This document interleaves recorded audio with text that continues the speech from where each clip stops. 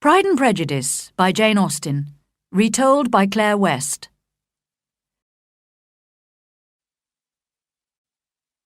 Chapter 1. The Bennets' New Neighbour. It is a truth well known to all the world that an unmarried man in possession of a large fortune must be in need of a wife. And when such a man moves into a neighbourhood, even if nothing is known about his feelings or opinions, this truth is so clear to the surrounding families that they think of him immediately as the future husband of one or other of their daughters. "My dear Mr. Bennet," said Mrs. Bennet to her husband one day, "have you heard that someone is going to rent Netherfield Park at last?" "No, Mrs. Bennet, I haven't," said her husband. "Don't you want to know who is renting it?" cried Mrs. Bennet impatiently. "You want to tell me, and I don't mind listening." Mrs. Bennet needed no further encouragement. "Well, my dear, I hear that he's a very rich young man from the north of England. It seems he came to see Netherfield on Monday, and was so delighted with it that he arranged to rent it at once. Of course, it is the finest house in the area, with the largest gardens. His servants will be here by the end of the week, and he will be arriving soon afterwards." "What is his name?" asked Mr. Bennet. "Bingley." "Is he married or single?" "Oh, single, my dear, of course. A single man of large fortune. He has an income of £4,000 or £5,000 a year. How wonderful for our girls!" "Why? How can it affect them?" Mr. Bennet asked. "My dear Mr. Bennet," she replied, "how can you be so annoying? You must realise I'm thinking of his marrying one of our daughters." "Is that his purpose in coming to the area?" "His purpose? No, of course not. But it's very likely that he'll fall in love with one of them. And I want him to see the girls as soon as possible, before our other neighbours introduce themselves. So you must visit him as soon as he arrives." "I really don't see why I should," said Mr. Bennet. "You and the girls can visit him. Or perhaps you should send them by themselves. Yes, that might be better, as you're as attractive as any of them, and Mr. Bingley might like you best." "Oh, my dear, you flatter me," replied his wife. "I certainly have been called beautiful in the past, but I think a woman with 5 adult daughters should stop thinking of her own beauty. Mr. Bennet, I beg you to visit him. You know it's correct for the gentleman of the family to visit new neighbours first. I simply cannot take the girls to see him unless you have already met him." "Surely you worry too much about the rules of polite society. I'm sure Mr. Bingley will be delighted to see you all, and I'll write him a few lines, which you can give him, agreeing gladly to his marrying any of the girls, although I must especially recommend my dear little Lizzie." "Oh, no, Mr. Bennet!" gasped Mrs. Bennet, horrified. "Please don't do that. And Lizzie is no better than the others, although I know she is your favourite." "Our daughters are all very silly, ignorant girls, it's true, but at least Lizzie is a little more intelligent than her sisters." "Mr. Bennet, how can you speak so unkindly of your own children? Oh, dear, how ill I feel. Have you no pity for me? Don't you realise how I suffer?" "Indeed, my dear, I've suffered with you for the last 23 years, but I think you will recover and live to see many more rich young men come into the neighbourhood." When he was young, Mr. Bennet had made the mistake of falling in love with a pretty but foolish young woman. During the long years of their marriage, he had had time to regret his mistake. He soon realised that his wife had little intelligence or common sense, and was only interested in talking, shopping, and finding husbands for her daughters. His experience had made him rather bitter, and he could not stop himself mocking his wife, who never understood her husband's sense of humour. So, when, a week later, Mrs. Bennet discovered that her husband had in fact visited Mr. Bingley at Netherfield, she was surprised and very pleased. But she and her daughters tried in vain to persuade Mr. Bennet to describe the wealthy stranger, and in the end they had to rely on another neighbour's description. "He sounds wonderful, Mamma," cried Lydia, the youngest and noisiest of the sisters. "Charlotte Lucas's father has been to see him and says he's quite young, very handsome and extremely charming. And even better, he loves dancing. Everybody knows that means he's very likely to fall in love." As politeness required, Mr. Bingley came to visit Mr. Bennet a few days later. He was not, however, fortunate enough to see the Bennet girls, who were hiding behind the curtains in an upstairs room in order to catch sight of the handsome stranger. Mrs. Bennet planned to invite him to dinner, but in fact they met him at another social event first. The Bennets lived in the small Hertfordshire village of Longbourn, and public dances were regularly held in the nearest town, Meryton. The girls were greatly looking forward to this particular dance, because they had heard that Mr. Bingley would be attending with a group of friends from London. On the night of the dance, all eyes were on Mr. Bingley as he entered the room. He had brought his two sisters, with the husband of the elder, Mr. Hurst, and another young man, Mr. Darcy. Mr. Bingley was indeed good-looking and gentlemanlike, and his sisters were fine, fashionable women. However, everybody was soon talking about Mr. Darcy, a tall, handsome man who, it was said, had an income of £10,000 a year. The ladies in the room gazed at him in admiration for about half the evening, until they became aware of his constant frown and his unwillingness to talk or dance. Then there was general agreement that he was proud and disagreeable, and considered himself superior to country people. Mr. Bingley, on the other hand, made himself popular with the ladies by dancing every dance and talking to everybody. As there were not as many gentlemen as ladies, Elizabeth Bennet did not have a partner for one of the dances, and was sitting watching the dancing. Mr. Darcy was standing near her, and when Mr. Bingley came up to speak to his friend, Elizabeth could not avoid hearing their conversation. "Come, Darcy," said Bingley, "I hate to see you looking so cross. Why don't you dance with one of these lovely girls?" "Certainly not," replied Darcy. "You know how I hate dancing with a partner I don't know. I would particularly dislike it at a village dance like this. Apart from your sisters, there isn't a woman in the room I would even consider dancing with. You were dancing with the only attractive girl here." He was looking at Mrs. Bennet's eldest daughter, Jane, who was waiting for Bingley to join her for the next dance. "Oh, yes, she's the most beautiful creature I've ever seen. But just behind you is one of her sisters. She's very pretty, and I'm sure she's very pleasant. My partner could introduce you." "Who do you mean?" And Darcy turned to look at Elizabeth for a moment. "No," he said coldly. "She's not attractive enough to tempt me. Go back to your partner, Bingley." This conversation did not endear Mr. Darcy to Elizabeth, but she told the story very cheerfully and amusingly to her friends. The evening passed very happily for everybody else, and Mrs. Bennet was delighted with the effect her eldest daughter had had on Mr. Bingley. "He danced with Jane twice," she told her husband later. "He danced with all the others only once.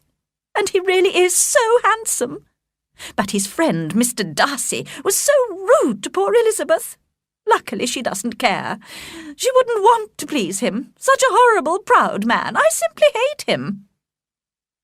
When Jane and Elizabeth were alone, they discussed their dancing partners.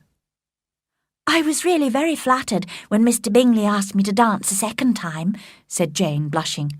"I didn't expect it at all." "Didn't you?" said Elizabeth. "I did. Dear Jane, you were 5 times prettier than any other woman in the room, but you're too modest ever to expect admiration." "I have to admit that I liked Mr. Bingley," continued Jane in her gentle voice. "He's so good-mannered and agreeable." "He's also handsome," added her sister, "which makes his character quite perfect. But what did you think of his sisters?" "Very pleasant when you get to know them. The younger, Miss Caroline Bingley, will be living at Netherfield with her brother. I'm sure we'll enjoy having her as a neighbour." Elizabeth listened in silence. She was not convinced. Jane is so kind, she thought, always ready to see the good side of people's characters. I considered Mr. Bingley's sisters too proud, almost rude, in fact. I'm sure they feel superior to most other people, like Mr. Darcy. But she did not say any more. After the dance, the Bennet and Bingley families began to visit each other every few days. It became evident that Mr. Bingley admired Jane very much, and Elizabeth knew that her sister was close to falling in love with him. She was discussing this with her good friend Charlotte Lucas one day. Charlotte was a sensible, intelligent young woman of 27, the eldest daughter of Sir William and Lady Lucas, who were neighbours of the Bennet family. "It's a good thing," said Elizabeth, "that if Jane is in love with Mr. Bingley, nobody will know, because she always behaves so cheerfully and normally." "That's sometimes a mistake," replied Charlotte, shaking her head wisely. "If she doesn't show her feelings at all, even to the man she loves, she may lose the opportunity of catching him. Jane should use every moment she gets with Bingley to attract and encourage him." "But I consider a man should try to discover a woman's feelings, not wait for her encouragement. And Jane probably doesn't know what her real feelings for Bingley are yet. She has only seen him a few times, not often enough to understand his character or be sure that she really loves him." "Well, I wish Jane success with all my heart," said Charlotte finally. "But I think she'd have as much chance of happiness if she married him tomorrow as if she studied his character for a whole year. Happiness in marriage is simply a question of chance. I think it's better to know as little as possible about the person you're going to spend your life with." Elizabeth laughed, sure that Charlotte did not mean what she was saying. While observing Mr. Bingley's interest in Jane, however, Elizabeth had not noticed Mr. Darcy's interest in herself. Although at first he had not even considered her pretty, he now began to realise what a beautiful expression her dark eyes gave to her intelligent face, and what an attractive figure she had. "Of course, she is only an unfashionable village girl," he told himself, "but her conversation is often quite amusing." Whenever they met, he did not speak to her, but stood near her, listening to her and watching her closely, conscious of a wish to know her better. One evening, at a party at the Lucases' house, Darcy was standing alone, as usual, away from the other guests watching the dancing. His host, Sir William, came to speak to him. "Mr. Darcy, are you enjoying the dancing, sir? What a delightful entertainment it is." Darcy frowned. "Yes," he said with cool disdain. "It's something that any uneducated person can be good at." "I'm sure you're good at dancing yourself, sir," replied Sir William cheerfully. "Look, here's Miss Elizabeth Bennet." She was crossing the room at that moment. "Let me persuade you to dance with her. You cannot refuse to dance when so much beauty is in front of you." "Indeed, sir," replied Elizabeth quickly in some embarrassment. "I have no intention of dancing. You must excuse me." "Miss Bennet, please allow me the pleasure of dancing with you," said Mr. Darcy politely, holding out his hand. But with equal politeness, Elizabeth refused again, and turned away.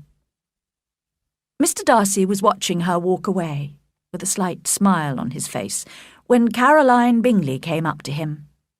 "Mr. Darcy," she said, "I'm sure I know what you're thinking. How boring all these silly little country people are." "Not at all, Miss Bingley. In fact, I was just thinking what pleasure a pair of fine eyes can give." "Really? And who do these fine eyes belong to, may I ask?" "Miss Elizabeth Bennet." "Well, let me be the first to congratulate you, Mr. Darcy. When will the wedding be?" "Ah, that's what I expected you to say. A lady's imagination jumps from admiration to love to marriage in a moment." "Well, of course, when you're married, you will often have her charming mother and sisters to stay. How delightful for you!" And Miss Bingley, seeing that Darcy remained calm, continued to mock the Bennet family as amusingly as she could. Chapter 2. Jane's Illness. Mr. Bennet had a comfortable income of £2,000 a year and a pleasant house in Longbourn. But unfortunately for his daughters, after his death, all his property would pass to a distant male relation. Mrs. Bennet's father had been a lawyer and had only left his daughter a small amount of money. She had a brother who owned shops in London, and she also had a sister married to a Mr. Phillips. He had been her father's clerk and now carried on his late employer's business. Mr. and Mrs. Phillips lived in Meryton, which was only a kilometre or so from the village of Longbourn. It was a most convenient distance for the Bennet girls, who were usually tempted there 3 or 4 times a week to visit their aunt or a dressmaker who lived opposite. The youngest daughters, Kitty and Lydia, were particularly regular visitors. Their minds were more vacant than their sisters', and if no better entertainment was available, a walk to Meryton always provided some amusement, as well as interesting local news from their aunt. The latest news, which delighted Kitty and Lydia, was that the regiment, which had recently arrived in Meryton, was to stay there for the whole winter. The 2 girls now visited their aunt every day, and as Mr. Phillips knew all the officers, Kitty and Lydia were soon introduced to them. At home, they could talk of nothing but officers and their handsome uniforms.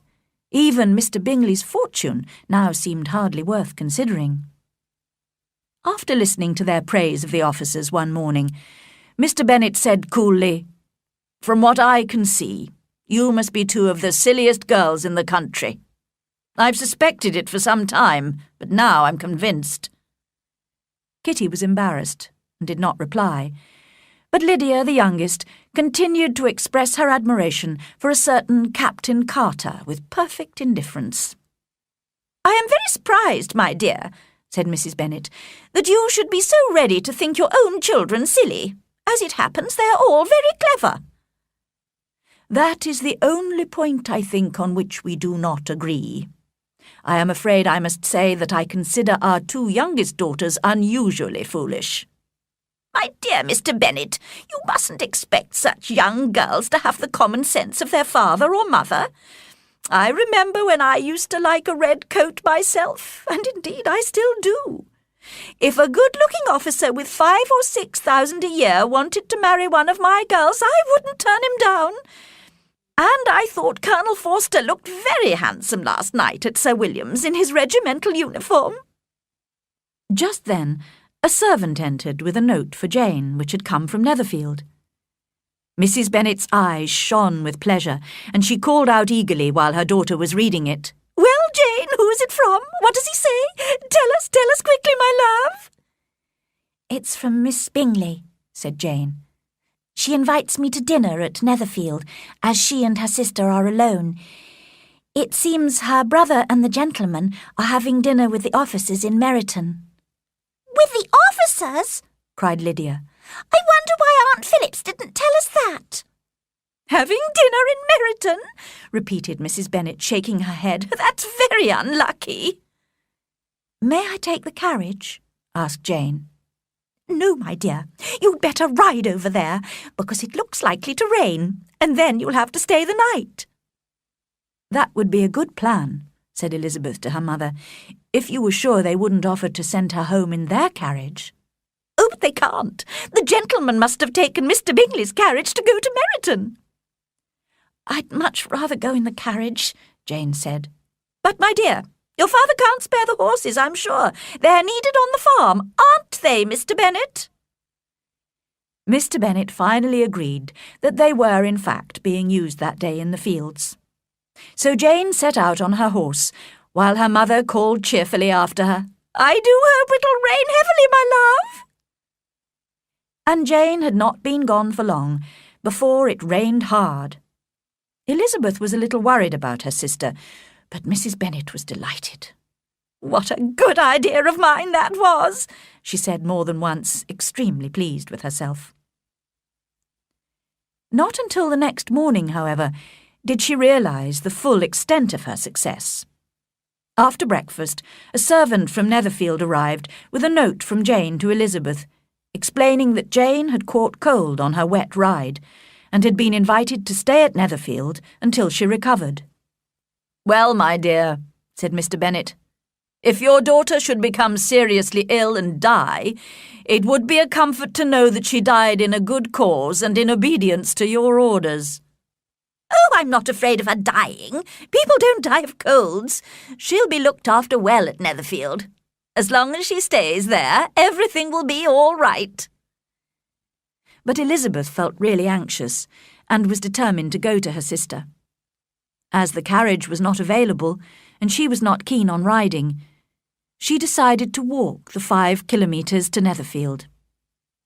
Kitty and Lydia accompanied her as far as Meryton, where they went to visit one of the officers' wives. Elizabeth continued alone, crossing field after field and jumping impatiently over streams in her anxiety to see her sister. When she arrived at Netherfield, with tired feet, muddy stockings, and a face healthily pink with exercise, she was shown straight into the sitting-room. The two sisters, Miss Bingley and Mrs. Hurst, could hardly believe that she had come so far alone and on foot in such bad weather, but they received her politely. Their brother, however, was more than polite. He was kind and considerate towards her. Mr. Darcy said very little, hesitating between admiration of her healthy good looks and doubt whether she should have come such a distance alone. Mr. Hurst said nothing at all, as he was thinking only of his breakfast. Elizabeth was glad to be taken almost immediately to her sister's room, where she found Jane delighted to see her, but very feverish and unwell. The doctor came, and after examining his patient, advised that she should stay in bed and take some medicine. Elizabeth stayed with her all day, looking after her, and the Bingley sisters also spent some time in the patient's room. However, in the afternoon, when it was time for Elizabeth to leave, Jane seemed so upset that Miss Bingley was obliged to invite Elizabeth to stay at Netherfield for the present, and a servant was sent to Longbourn to inform the Bennet family and bring back some clothes. That evening, Elizabeth went down to dinner, leaving Jane in bed in her room. She noticed the Bingley sisters' apparent concern for Jane changed to indifference in a few moments, and knew she had been right to dislike them at first sight. Mr. Bingley, indeed, was the only one of the group whose behaviour she was satisfied with. His anxiety for Jane was evident, and his politeness towards herself most pleasing.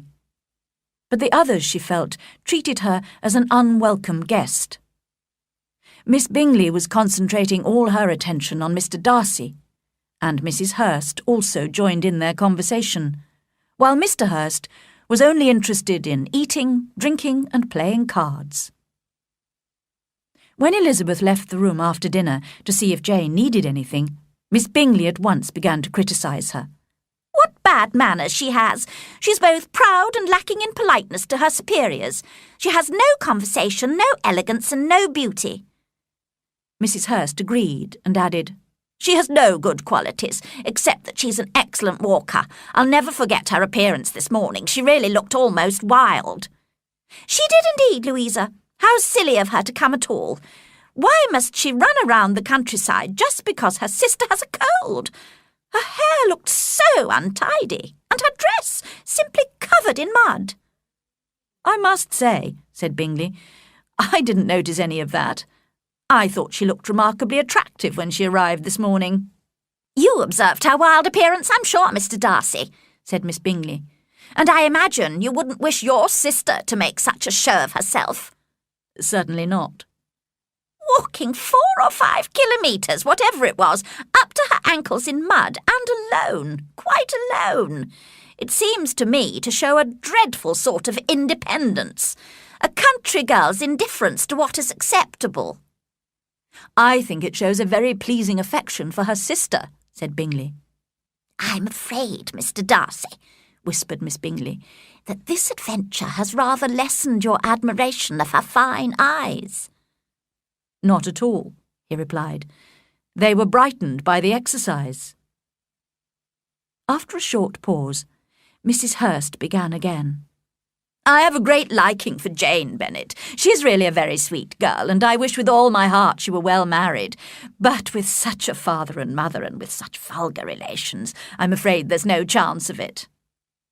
"I think the Bennet girls have an uncle who's a lawyer in Meryton." "Yes, and they have another who owns shops in Cheapside. Such a nice part of London." Both the sisters laughed. "If they had enough uncles to fill Cheapside," cried Bingley, "it wouldn't make them any less charming." "But it must considerably lessen their chances of marrying men of any position in the world," replied Darcy. Bingley did not answer, but his sisters agreed enthusiastically, and continued mocking their dear friend's vulgar relations for some time. Late in the evening, when Elizabeth was satisfied that Jane was asleep, she felt she ought to go downstairs again. She found the party in the sitting-room playing cards, but although they invited her to join in their game, she refused politely and picked up a book to read. "I can fetch you more books to read if you wish," offered Bingley, "but I'm afraid I haven't got a large library. Unlike you, I'm too lazy to spend much time reading." "What a delightful library you have at Pemberley, Mr. Darcy," said Miss Bingley. "And what a beautiful house it is. Charles, when you buy your house, I hope it will be even half as lovely as Pemberley." "I hope so too," agreed Bingley. "And your dear sister, Mr. Darcy. I expect she's grown since the spring. I want so much to see her again. I've never met anyone who delighted me so much. Such an appearance, such manners, and so extremely accomplished for her age." "I'm always surprised," said Bingley, "to find how very accomplished all young ladies are. How do they have the time and patience to learn all these skills?" "Certainly people use the word accomplished too loosely," said Darcy. "But I am far from agreeing with you about ladies in general. I cannot boast of knowing more than 6 who are really accomplished." "Then," said Elizabeth, "your idea of an accomplished woman must include a great many qualities." "Yes, a great many." "Oh, certainly," cried his faithful assistant, Miss Bingley. "An accomplished woman must have a thorough knowledge of music, singing, drawing, dancing, and modern languages. And besides this, a certain something in her manner of walking, in her voice, and in her behaviour." "All this she must possess," added Darcy, "and something more solid, the improvement of her mind by wide reading." "I'm no longer surprised at your knowing only 6 accomplished women," said Elizabeth. "I rather wonder at your knowing any. I've never seen such elegance and intelligence and knowledge as you describe in one woman."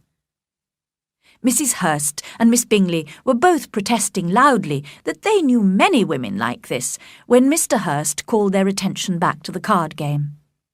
As this meant an end to the conversation, Elizabeth soon afterwards left the room. "Miss Elizabeth Bennet," said Miss Bingley to Darcy, "is one of those women who try to appear attractive to men by undervaluing other women. I think that's a mean trick." "It is true," said Darcy, "that there is meanness in all the tricks used by ladies to attract men." Miss Bingley was not satisfied enough with this answer to continue the conversation. The next morning, Elizabeth was glad to be able to inform Mr. Bingley and his sisters that Jane was very much better. In spite of this improvement, however, she asked for her mother to be sent for, as she wanted Mrs. Bennet's opinion of Jane's state of health. Soon after breakfast, therefore, Mrs. Bennet, accompanied by her 2 youngest daughters, reached Netherfield. Elizabeth, although relieved to hear that her mother did not think Jane's illness serious, began to regret asking her to come when she saw the Bingley sisters smiling at Mrs. Bennet's remarks. Elizabeth blushed for her mother, who could not help showing her lack of intelligence and common sense in everything she said. Kitty and Lydia made an equally bad impression. They had been whispering together when suddenly Lydia, who was an attractive, confident, well-grown girl of 15, pushed herself rudely forward, She begged Mr. Bingley to hold a ball at Netherfield. With his usual politeness, Mr. Bingley promised he would, but Elizabeth saw his sisters exchanging meaningful glances. She was quite glad when her mother and sisters left. She and Jane were to stay another night at Netherfield to allow Jane to recover completely. That evening, Elizabeth appeared again in the sitting-room.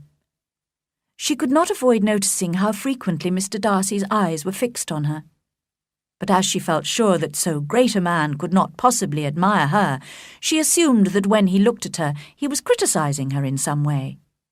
This thought did not cause her any pain, as she liked him too little to care for his approval. In the conversation she had with him, she spoke in her usual slightly mocking manner, rather expecting to offend him, but was surprised by the quiet politeness of his replies. Darcy had never before been so charmed by any woman. He really believed that if she did not have such vulgar relations, he might be in danger of falling in love with her. Miss Bingley saw or suspected enough to be jealous, and her great anxiety for the recovery of her dear friend Jane was increased by her wish to get rid of Elizabeth. Fortunately, perhaps, for almost everyone at Netherfield, Elizabeth and her sister, who was now quite recovered, were returning home the next day. Only Mr. Bingley showed real sorrow at this, and was concerned that Jane might not be fit enough to travel. Mr. Darcy was quite relieved, and determined that no sign of admiration for Elizabeth should escape him now. Miss Bingley's politeness to Elizabeth, as well as her affection for Jane, increased rapidly as the moment of departure approached, and she was able to say good-bye to them with many warm expressions of friendliness and a promise to visit them very soon. Mr. Bennet was glad to welcome his eldest daughters home again, as he had felt their absence from the family circle. But Mrs. Bennet, who had hoped they would stay much longer, was quite disappointed to see them come back in such a short time. Chapter 3. Mr. Collins visits Longbourn. "I hope, my dear," said Mr. Bennet to his wife at breakfast the next morning, "that you have told the cook to send up a good dinner today, as I am expecting a visitor." "Who is it, my dear? I know of nobody who is coming, unless Charlotte Lucas happens to call in, and I hope my dinners are good enough for her." "The person I'm talking about is a gentleman and a stranger." Mrs. Bennet's eyes shone with excitement. "It's Mr. Bingley, I'm sure. Why, Jane, you never mentioned it.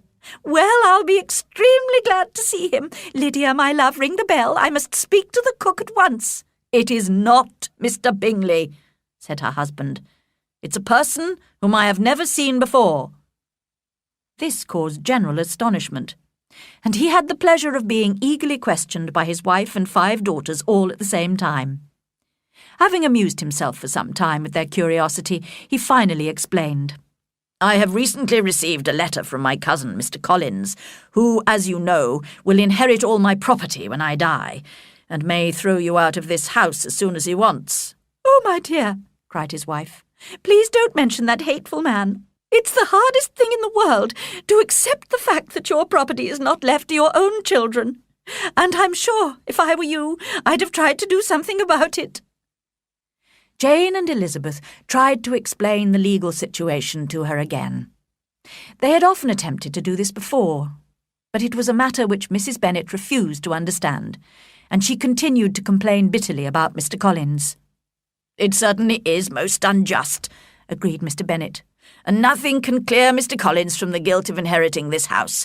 But if you listen while I read his letter to you, you may perhaps be a little softened by his manner of expressing himself." He read aloud the following letter. "Dear Sir, the disagreement between you and my late respected father always worried me, and since his death I have frequently wished to improve the relationship between our families. After a long period of study and training, I have recently become a priest, and have been fortunate enough to gain the patronage of Lady Catherine de Bourgh, widow of Sir Louis de Bourgh. This generous lady has given me the post of rector at Hunsford, which was luckily vacant. Hunsford is the village near her own large country house in Kent. Here I carry out the duties of my profession whenever necessary, and I take great care to behave at all times with grateful respect towards her ladyship. As a priest, moreover, I feel it my duty to encourage all families in my area of influence to live peacefully. Because of this, I flatter myself that I am acting correctly in offering you my friendship. I am, of course, concerned that when I eventually inherit all your property, your daughters will doubtless be very poor, and I do apologize for this.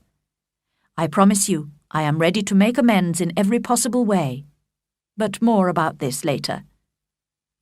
If you do not object, I propose to visit you and your family on Monday, November the 18th at 4 o'clock, and shall probably stay until the following Saturday week.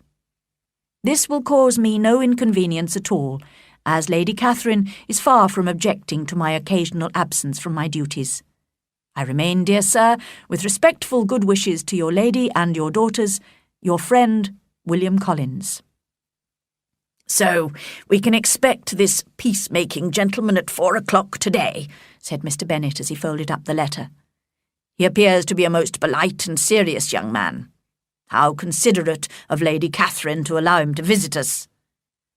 Well, if he is ready to make amends to the girls in some way, I shall certainly not discourage him, said Mrs. Bennet. Although it's difficult, said Jane, to guess how he intends to do that. It's good of him to want to help us. I think he's peculiar, said Elizabeth. He sounds too pleased with himself, and he speaks so politely of Lady Catherine. And why does he apologise for inheriting father's property in future? We know it's not his fault. Can he be a sensible man, sir? She added, turning to Mr. Bennet. No, my dear, I think not. I have great hopes of finding him quite the opposite. There is a mixture of servility and self-importance in his letter which promises to be entertaining. I am impatient to see him. Mary, the middle daughter, who spent most of her time reading and who seldom joined in family conversation, now remarked that in her opinion his letter was well expressed. But Kitty and Lydia did not show any interest in the letter or its writer.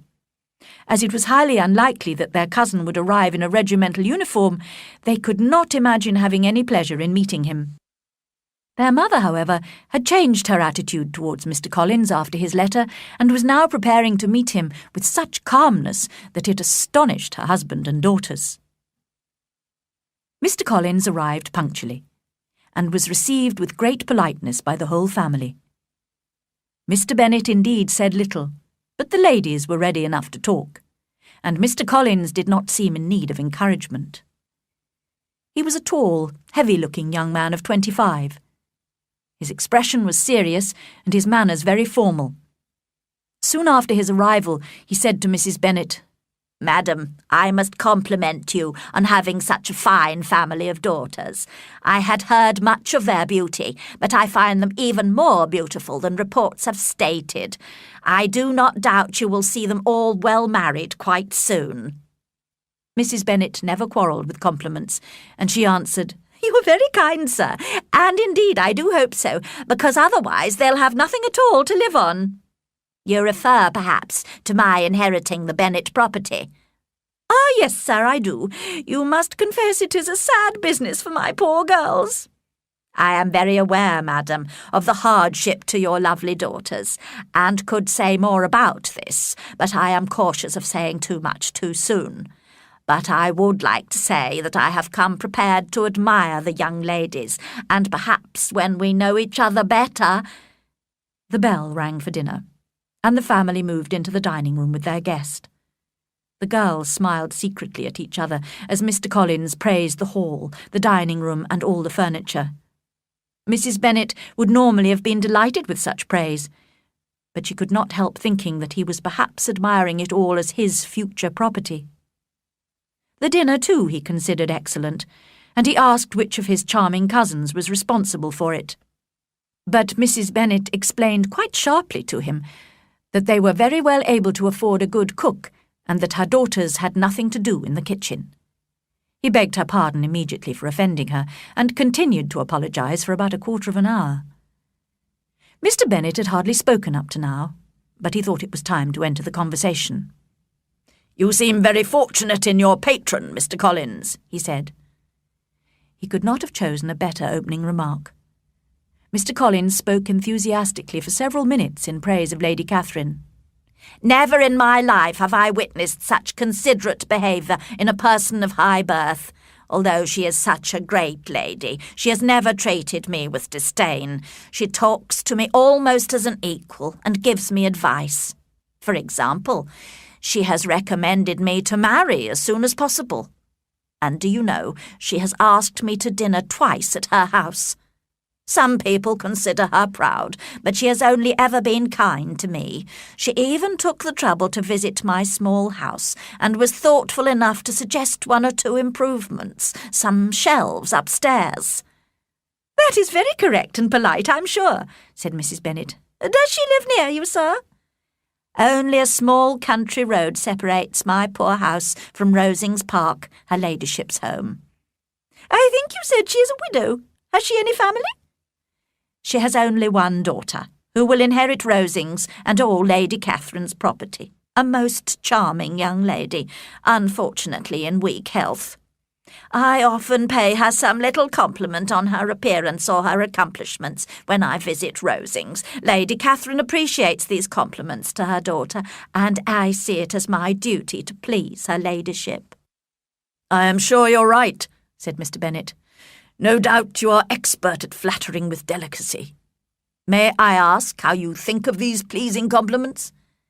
Some of them come to me at the time, but in my spare moments I do occasionally prepare a few words which may be suitable for different occasions. Mr. Bennet listened to his cousin with the greatest enjoyment. Mr. Collins was as foolish as he had hoped. But by tea-time Mr. Bennet had had enough, and after tea asked his guest to read aloud to the ladies. However, when a novel was handed to Mr. Collins, he looked shocked and protested that he never read novels. He chose a religious book instead, and started reading in a slow, serious voice. Lydia could not hide her boredom for long, and after only 3 pages she interrupted him rudely to ask her mother a question about one of the officers in Meryton. Mr. Collins was offended and refused to read any more, although Mrs. Bennet and her other daughters apologised for Lydia's lack of manners. Mr. Collins was not a sensible man, and neither education nor society had improved him. The respect he felt for his patron, and his very good opinion of himself and his new position, made him proud and servile at the same time. Now that he had a home and a considerable income, he had decided to marry. The Bennet girls, who would lose their inheritance because of him, had a reputation for being attractive and charming, and his idea of making amends to them was to marry one of them. He considered this an excellent plan, and thought himself extremely generous and unselfish in carrying it out. He had known he was right when he arrived at Longbourn and saw Jane Bennet's lovely face. As the eldest, she should marry first, and for the first evening she was his choice. But the next morning, after a 15-minute conversation with Mrs. Bennet, he had to change his mind. When he explained that he was hoping to find a wife among her daughters, she replied with a happy smile that her eldest daughter was very likely to be engaged soon. "But there are my other daughters, Mr. Collins," she continued encouragingly. Mr. Collins had only to change from Jane to Elizabeth, and it was soon done while Mrs. Bennet was pouring the tea. Next to Jane in birth and beauty, Elizabeth was the obvious choice. Mrs. Bennet was delighted, hoping that she might soon have 2 daughters married. The man whom she had so disliked the day before was now a favourite with her. Chapter 4. Elizabeth meets Mr. Wickham. When later that morning Lydia suggested walking to Meryton to see some of the officers, all her sisters except Mary agreed to accompany her. Even Mr. Collins went with them, encouraged by Mr. Bennet, who was by now most anxious to have some time to himself. During their walk, the girls listened politely to Mr. Collins' self-important speeches. But as soon as they entered Meryton, the younger ones no longer even pretended to be interested in his conversation, but looked eagerly around in search of the officers. Just then, all the young ladies noticed a very gentlemanlike young man whom they'd never seen before, walking down the street with an officer they knew. They were all wondering who the handsome stranger could be, when the officer came up to them to greet them. He asked permission to introduce his friend, whose name was Mr. Wickham, and who had apparently arrived recently from London to become an officer in the regiment. This was exactly as it should be, because the young man only needed an officer's uniform to become completely charming. He was very good-looking, with a very pleasant, sociable manner, and after the introductions, conversation flowed most enjoyably in the little group. They were still standing and talking happily together when they heard the sound of horses and saw Darcy and Bingley riding down the street. The two gentlemen came straight towards the ladies to greet them. Bingley was clearly most interested in Jane Bennet and started talking particularly to her. Darcy, however, was just determining not to look at Elizabeth when he suddenly noticed the stranger. By chance, Elizabeth saw Darcy's and Wickham's faces at the moment when they caught sight of each other, and she was astonished at the effect of the meeting. Both changed colour, one white, the other red. After a few moments, Mr. Wickham touched his hat, and Mr. Darcy nodded very slightly. What could this mean? It was impossible to imagine, and it was impossible not to wish to know. In another moment, Mr. Bingley, who did not seem to have noticed what had happened, said good-bye and rode away with Mr. Darcy. The two officers accompanied the young ladies to Mrs. Phillips's house, but did not go in spite of Lydia's repeated invitations. Mrs. Phillips was always glad to see her nieces, and welcomed Mr. Collins most politely when he was introduced to her. She did not, however, have any more information for the girls about the agreeable Mr. Wickham. "But I tell you what, my dears," she said brightly, "I'm giving a little supper party for some of the officers tomorrow. I'll ask Mr. Phillips to visit Mr. Wickham and invite him to come too. Will you all come as well?" The girls were delighted, and agreed at once to this arrangement, and the whole group walked back to Longbourn, happily discussing the enjoyable evening they were going to have. Mr. Collins had been very impressed with Mrs. Phillips's politeness, and when they reached Longbourn, he complimented Mrs. Bennet on her sister's elegance and charming manners.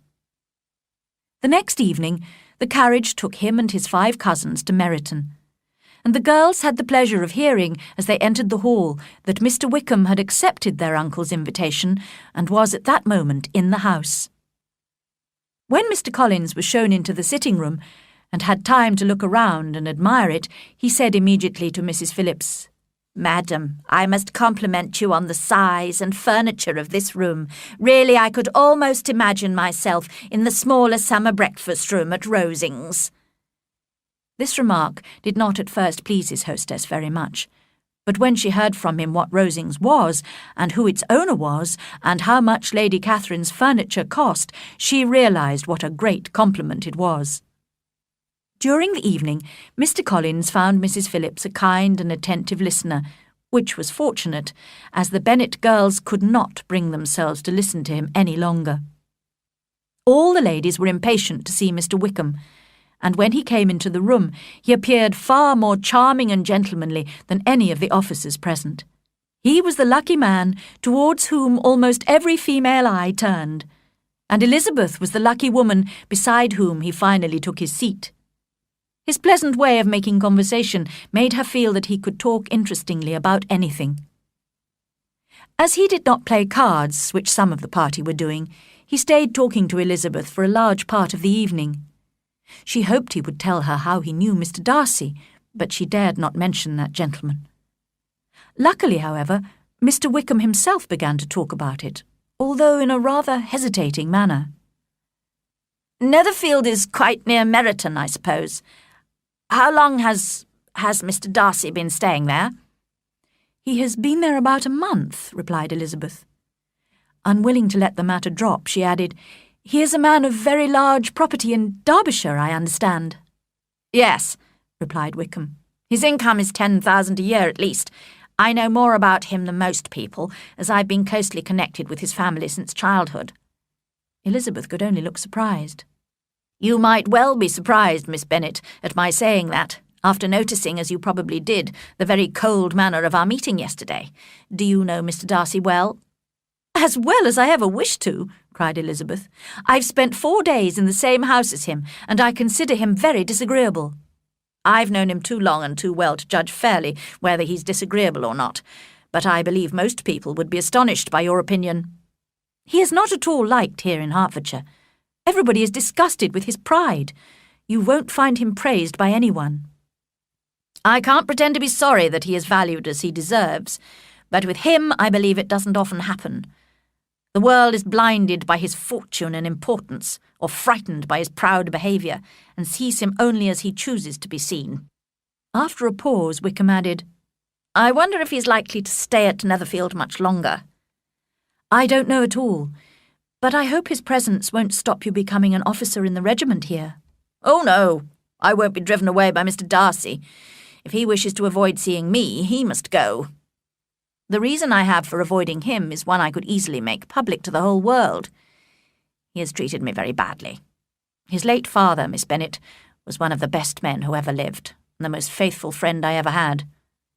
And whenever I'm with this Mr. Darcy, I think of his father with the most painful regret. Mr. Darcy has behaved wickedly towards me, but I could forgive him anything except the insult to his father's memory. Elizabeth was fascinated and listened eagerly, but did not like to ask any questions. Mr. Wickham began to speak more generally about Meryton and the charming people he had met there. In fact, that's why I was tempted to join the regiment. I'd heard that Meryton society is most agreeable. Society, I confess, is necessary to me. I have been a disappointed man, you see. I did not intend to join the army at all. The church ought to have been my profession, and I should at this moment have a comfortable income as a Derbyshire rector, if the gentleman we were speaking of just now had wished it. Indeed? Yes. Mr. Darcy's father had always been very fond of me, and intended to give me the post of rector of Pemberley. But unfortunately, after his death, when the post became vacant, it was given to someone else. No, cried Elizabeth, horrified. But how could that happen? Why didn't you get legal advice and claim what was rightfully yours? Mr. Darcy's father had not stated his wish in writing. A man of honour could not have doubted his intention, but Mr. Darcy chose to treat it as a recommendation only. I really cannot accuse myself of having done anything to deserve to lose the post. The fact is, he hates me. I think he was jealous of his father's affection for me, which annoyed him from the beginning. This is very shocking. I hadn't thought Mr. Darcy as bad as this, although I've never liked him. I assumed he felt superior to everyone else, but did not suspect him of behaving in such a wicked, unjust, inhuman way. We grew up together at Pemberley, you know. My father gave up all his time to take care of the Pemberley farms, and was greatly appreciated as a close friend by the late Mr. Darcy, who promised, just before my father's death, to provide for me. The present Mr. Darcy did not choose to respect that promise. How strange that Mr. Darcy's pride has not made him help you. Surely he's too proud to wish to appear dishonest, which is what I must call him. He's certainly very proud. Proud of his position, his family, his father, and his sister too, you know. What sort of a girl is Miss Darcy? He shook his head. It gives me pain to criticise a Darcy, but she's too much like her brother. Very, very proud. She's a handsome girl of about 15 or 16, and I understand extremely accomplished. I am astonished at Mr. Darcy's close friendship with Mr. Bingley. How can Mr. Bingley, who seems so charming and kind, be friendly with such a man? I don't know Mr. Bingley at all, but Mr. Darcy can be a pleasant companion if he thinks it worthwhile. Just then they were joined by some of the others, and the conversation became more general. When Mr. Collins was talking to Mrs. Phillips about his patron, Mr. Wickham looked quickly in his direction, and then asked Elizabeth, "Does your cousin know Lady Catherine de Bourgh very well?" "I don't think he has known her for long, but she has recently given him the post of rector of Hunsford." "Perhaps you know that Lady Catherine is the present Mr. Darcy's aunt. I believe she is planning to marry her daughter, who will inherit a fortune, to Mr. Darcy." This information made Elizabeth smile, as she thought of poor Miss Bingley's efforts to attract Mr. Darcy, which might all be in vain. The supper party came to an end, and Elizabeth went away with her head full of Mr. Wickham. She could think of nothing but him and what he had told her all the way home. The next day, She told Jane everything she had discussed with Mr. Wickham. Jane listened with astonishment and concern. She could not believe that Mr. Darcy could so little deserve Mr. Bingley's friendship, and yet she did not want to doubt the truthfulness of such an agreeable young man as Mr. Wickham. Elizabeth, however, felt sure that Mr. Darcy was to blame. That morning, an invitation arrived at Longbourn. Mr. Bingley had fixed the date for the ball he had promised to give at Netherfield, and it was to be on the following Tuesday. Every female in the Bennet family was looking forward to it, even Mary, who lifted her head from her book to say, unsmiling, "As long as I have my mornings free for serious reading, I do not mind meeting people in the evenings. I consider some relaxation and amusement is good for everybody." Elizabeth felt so cheerful at the thought of dancing with Mr. Wickham that she made an unusual effort to speak kindly to Mr. Collins. "Will you accept Mr. Bingley's invitation, sir? And if you do, will you, as a priest, consider it right to dance?" "I shall certainly accept, and I am so far from objecting to dancing that I hope to have the honour of dancing with all my beautiful cousins. I take this opportunity of asking you, Miss Elizabeth, for the first 2 dances especially." She was very surprised and rather annoyed. She had hoped that Wickham would ask her for those dances, but now she would have Mr. Collins instead. She could not refuse, however, and his request also worried her in another way. His manner to her seemed particularly flattering, which gave her the unwelcome idea that perhaps she had been chosen from among her sisters to be the rector of Hunsford's wife. As she observed the increasing number of compliments he paid to her beauty and character, she felt sure that he intended to propose marriage. For the moment, however, she decided to do nothing but wait and see.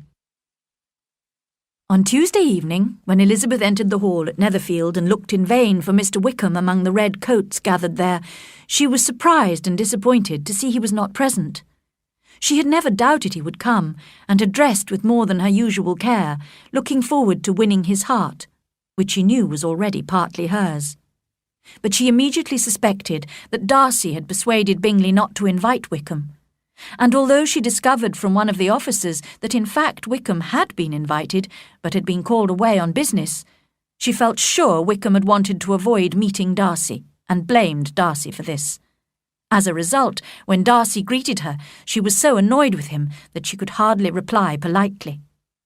But she soon became more cheerful, and determined to enjoy the ball in spite of Wickham's absence. Unfortunately, the first 2 dances with Mr. Collins were painfully embarrassing, as her cousin had no idea how to dance and moved extremely awkwardly. She was relieved to leave him and have the 3rd dance with an officer, who gave her great pleasure by talking about Wickham and his popularity in the regiment. After this, she was very surprised to be approached by Mr. Darcy and invited to dance. She was so astonished, in fact, that she accepted him without thinking, and found herself standing opposite him on the dance floor. "What an honour for me to be allowed to dance with Mr. Darcy," she thought. They danced for some time in silence, and then she made a remark. He replied, and was silent again. After a pause, she spoke again. "Now you must say something, Mr. Darcy. You could remark on the size of the room, or the number of couples." He smiled. "I'll say whatever you wish me to say." "Very well. That reply will do for the moment. Perhaps soon I'll observe that private balls are much pleasanter than public ones, but now we can be silent. Conversation needs to be arranged in this way so that those people who don't enjoy talking are not required to make any effort." "Are you referring to yourself, or are you thinking of me?" "Both," said Elizabeth, smiling, "because I think you and I are similar. We're both unsociable and unwilling to speak, unless we can astonish and impress the whole room." "I am sure you aren't like that," he answered. "I cannot say whether I am or not. You obviously think so." She said nothing. "Do you and your sisters often go to Meryton?" he continued. "We do," she replied, and unable to resist the temptation, she added, "When you met us there last week, we had just been introduced to someone." The effect was immediate. There was a new coldness in Darcy's expression. After a moment he said with difficulty, Mr. Wickham is so agreeable that he makes friends easily. Whether he can keep them is less certain." "He has been unlucky enough to lose your friendship," replied Elizabeth sharply, "and in a way which will cause him hardship all his life." Darcy did not reply to this, and there was only time for a little more conversation before the dance ended. Elizabeth went to find Jane and listened with delight as she described her feelings for Bingley and her confidence in his affection for her. But apart from Jane, it seemed to Elizabeth that if her family had made an agreement to appear as stupid as possible during the ball, they could not have been more successful. First, Mr. Collins insisted on going to introduce himself to Mr. Darcy, the nephew of his respected patron, and was received very coldly. Then, during supper, Mrs. Bennet could not be prevented from talking very loudly to Lady Lucas about her great hopes of Jane's marriage to Bingley. Elizabeth blushed in embarrassment when she realised that the Bingley sisters and Mr. Darcy were able to hear. Finally, when some music was required, Mary Bennet went confidently to the piano and sang and played several songs, all rather badly. The rest of the evening brought Elizabeth little amusement. She could not even go and talk to people she knew, as Mr. Collins seemed determined to stay close by her side all evening. Fortunately, her good friend Charlotte Lucas occasionally gave her some relief by kindly listening to some of Mr. Collins' long speeches. At least Elizabeth did not have to talk to Mr. Darcy any more. He often stood near her, quite alone, but did not come close enough to speak. At the end of the evening, it was obvious to Elizabeth that although her family had greatly enjoyed the ball, the Bingley sisters were eager for these particular guests to leave. Mr. Collins, however, was enthusiastic in his praise of the Bingleys' hospitality, and Mrs. Bennet invited the whole Bingley family to visit Longbourn as soon as possible. She was feeling very satisfied, convinced that in 3 or 4 months Jane would be married to Bingley. She was also sure that Elizabeth would marry Mr. Collins. This was a good enough marriage for Elizabeth, who was her least favourite daughter, but not nearly as impressive as Jane's marriage to Bingley. Chapter 5. Mr. Collins proposes twice. At Longbourn the next day, soon after breakfast, Mr. Collins asked Mrs. Bennet for permission to speak privately to Elizabeth. Mrs. Bennet was delighted, and hurried the other girls out of the room so that Elizabeth and Mr. Collins were left alone together. Elizabeth did not want to stay and got up to leave, but after a moment's thought, sat down again quietly, determined to listen and reply politely. "My dear Miss Elizabeth," said Mr. Collins seriously, "this little unwillingness to hear me, this modesty of yours, can only add to your other charms. You can hardly doubt the purpose of my speech. Almost as soon as I entered the house, I chose you as the companion of my future life. But before I am carried away by my feelings, I think I should state my reasons for marrying." Elizabeth was trying so hard not to laugh at the idea of Mr. Collins being carried away by his feelings that she was unable to reply. "First," he continued, "it is right for a priest to marry as an example to other people. Secondly, I'm sure marriage will add greatly to my happiness. And thirdly, which perhaps I should have mentioned earlier, my generous patron has advised me to marry. Find an active, useful sort of person, she told me, a woman who can make a small income go a long way. Bring her to Hunsford as your wife, and I'll visit her. So I decided to choose a wife from among my Bennet cousins to lessen the loss to the family when the sad event of your father's death takes place. I flatter myself that you will appreciate my motives. And now, nothing remains but to convince you of the violence of my affection. I am quite indifferent to the fact that you bring little money with you into our marriage, and promise you that I shall make no ungenerous reference to this after we are married." It was absolutely necessary to interrupt him now. "Sir, you forget I have given no answer. Accept my thanks for the compliment you are paying me, but it is impossible for me to accept your proposal. Of course I understand, said Mr. Collins, that young ladies often do not accept a proposal of marriage the first time. I am therefore not at all discouraged, and sincerely hope we shall be married soon. Sir, cried Elizabeth, your hope is rather extraordinary after what I've said.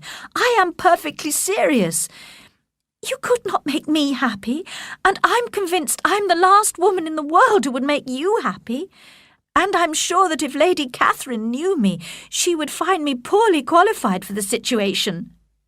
If I knew Lady Catherine thought so, began Mr. Collins, looking very worried, but I cannot imagine she would disapprove of you, and when I have the honour of seeing her again, I shall certainly tell her how modest, economical, and practical you are.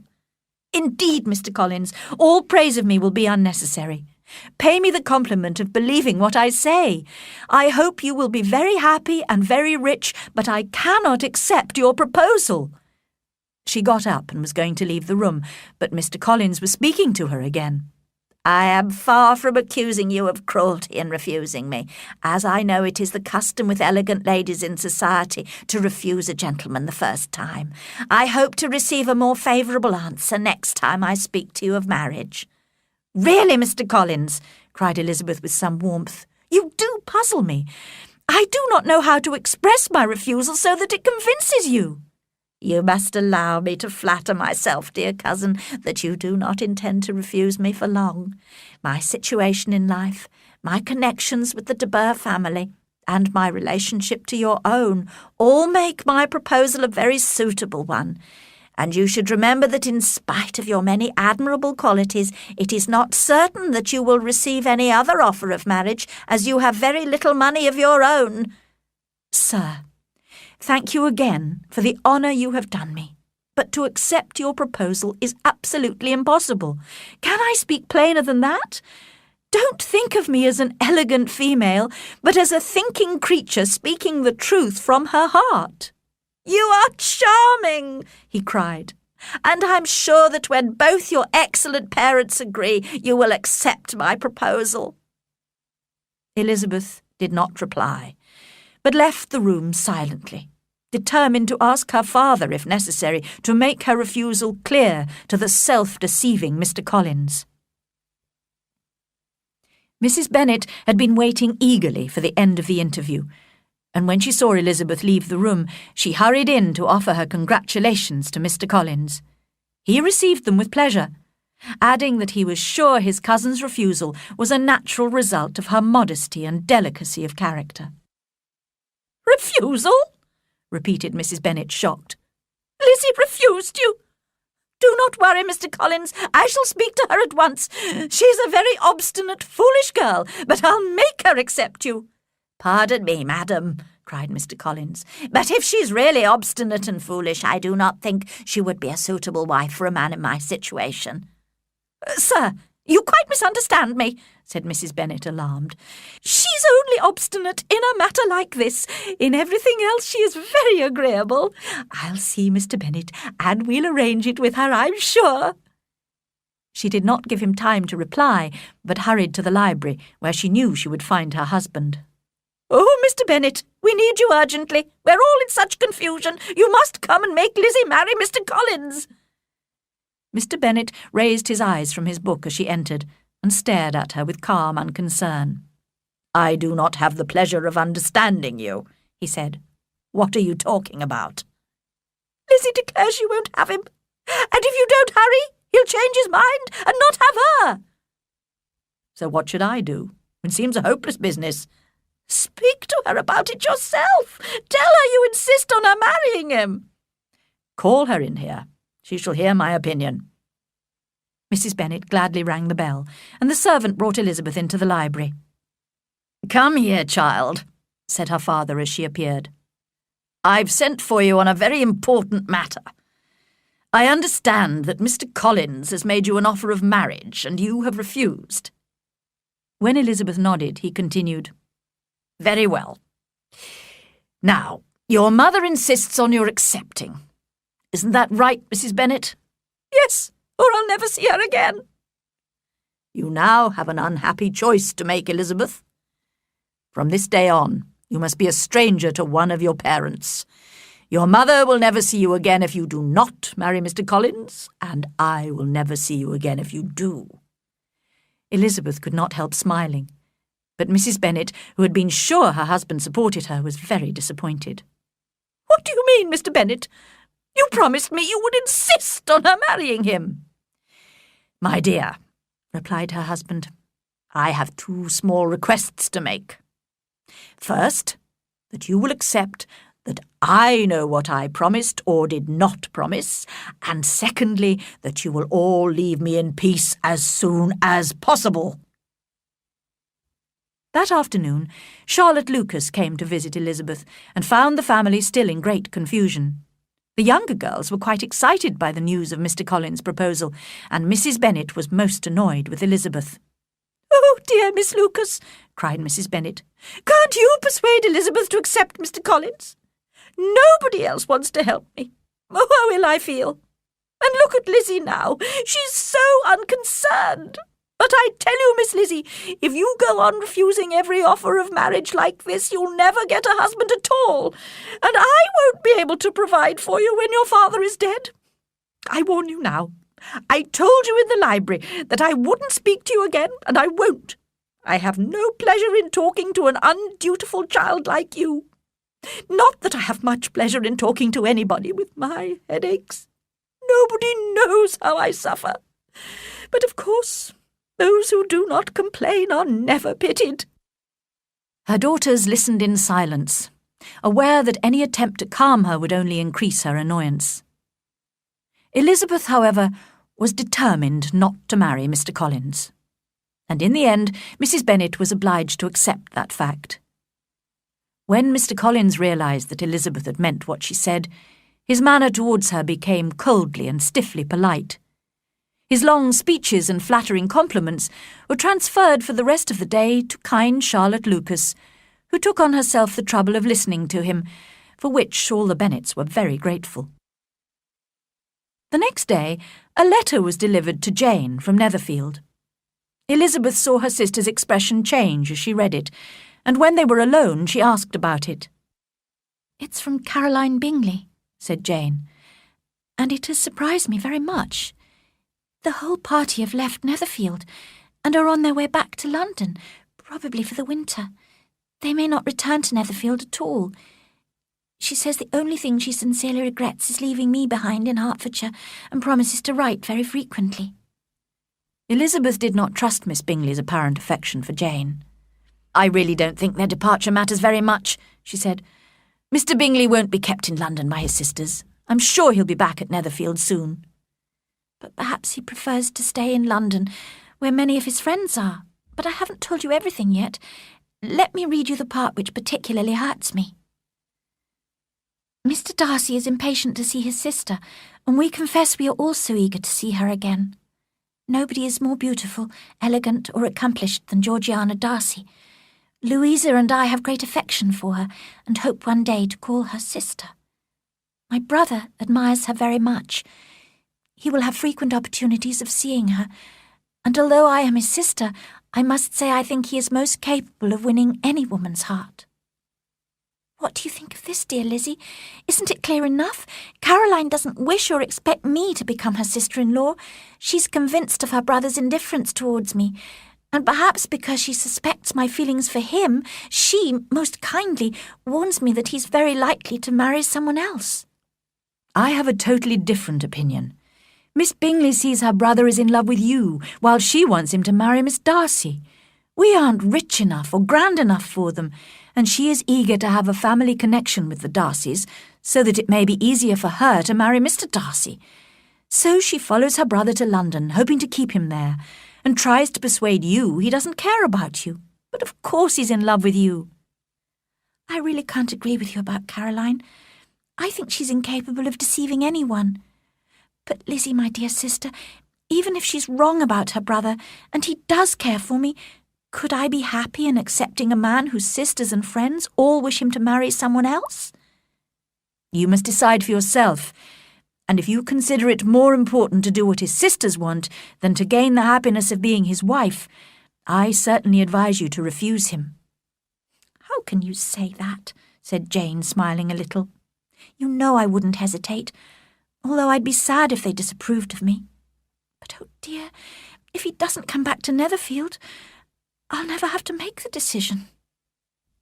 But Elizabeth was sure Mr. Bingley could not be kept away from Jane by his sisters, and soon persuaded Jane to take a more hopeful view of the situation. That day, the Bennets, with Mr. Collins, went to dinner with the Lucas family at Lucas Lodge. Again it was Charlotte who spent most of the evening listening to Mr. Collins. Elizabeth was very relieved, and thanked her friend gratefully for the trouble she was taking. But Charlotte's kindness had a particular aim which Elizabeth was unaware of. Her plan was to encourage Mr. Collins to transfer his attentions to herself. In fact, she was managing so well that when she said good-night to him after dinner, she would have felt sure of success if he had been staying in Hertfordshire for another week. But she did not fully appreciate the fire and independence of his character, which caused him to get up very early the next morning and escape from Longbourn House in a great hurry to reach Lucas Lodge and throw himself at her feet. She did not keep him waiting for an answer, and the happy couple found themselves engaged as quickly as Mr. Collins' long speeches would allow. Charlotte's parents were delighted to agree to the marriage, and Lady Lucas began to work out, with more interest than she had ever felt before, how many more years Mr. Bennet was likely to live. Charlotte herself was quite satisfied. Mr. Collins certainly was neither sensible nor agreeable, but still he would be a husband. She did not think highly of men or of marriage, but she had always intended to marry. Although marriage might not always bring happiness, it was the only honourable way in which a well-educated woman with little income could provide a home for herself. Now 27 and lacking beauty, she felt she was lucky to have found a husband. She knew, however, that Elizabeth, whose friendship she greatly valued, would be astonished and possibly disapproving. So she decided to go to Longbourn House to tell her friend the news herself. Elizabeth was indeed shocked at first, and could not help crying out in surprise. But when Charlotte explained her reasons for accepting Mr. Collins, Elizabeth tried hard to understand. When the rest of the Bennet family heard the news, they were also astonished. Mrs. Bennet was quite horrified, and could not stop complaining bitterly about Charlotte's wickedness, Mr. Collins' stupidity, and Elizabeth's obstinacy. Mr. Bennet was much calmer, only saying he was pleased to discover that Charlotte, whom he used to consider quite sensible, was as foolish as his wife and more foolish than his daughter. That day was Mr. Collins' last at Longbourn, and he left with many speeches of thanks, as well as a promise to return very soon. Mr. Bennet warned him to be careful not to offend his patron by being absent from his duties too often. But Mr. Collins, although extremely grateful for this sign of Mr. Bennet's cousinly affection for him, was naturally eager to return to Hertfordshire to see his future wife. Only 2 weeks later he did in fact come back to stay at Longbourn, but spent most of his time at Lucas Lodge, making arrangements for the wedding. Mrs. Bennet still felt very offended by him, but she was now becoming anxious about something even more important: Mr. Bingley's continued absence. Day after day had passed with no news since the arrival of Caroline Bingley's letter. Elizabeth was now rather worried, and Jane feared the worst.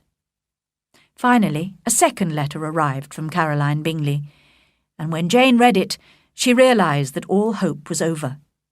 The Bingley family was staying in London for the whole winter, and Georgiana Darcy was a frequent member of their circle.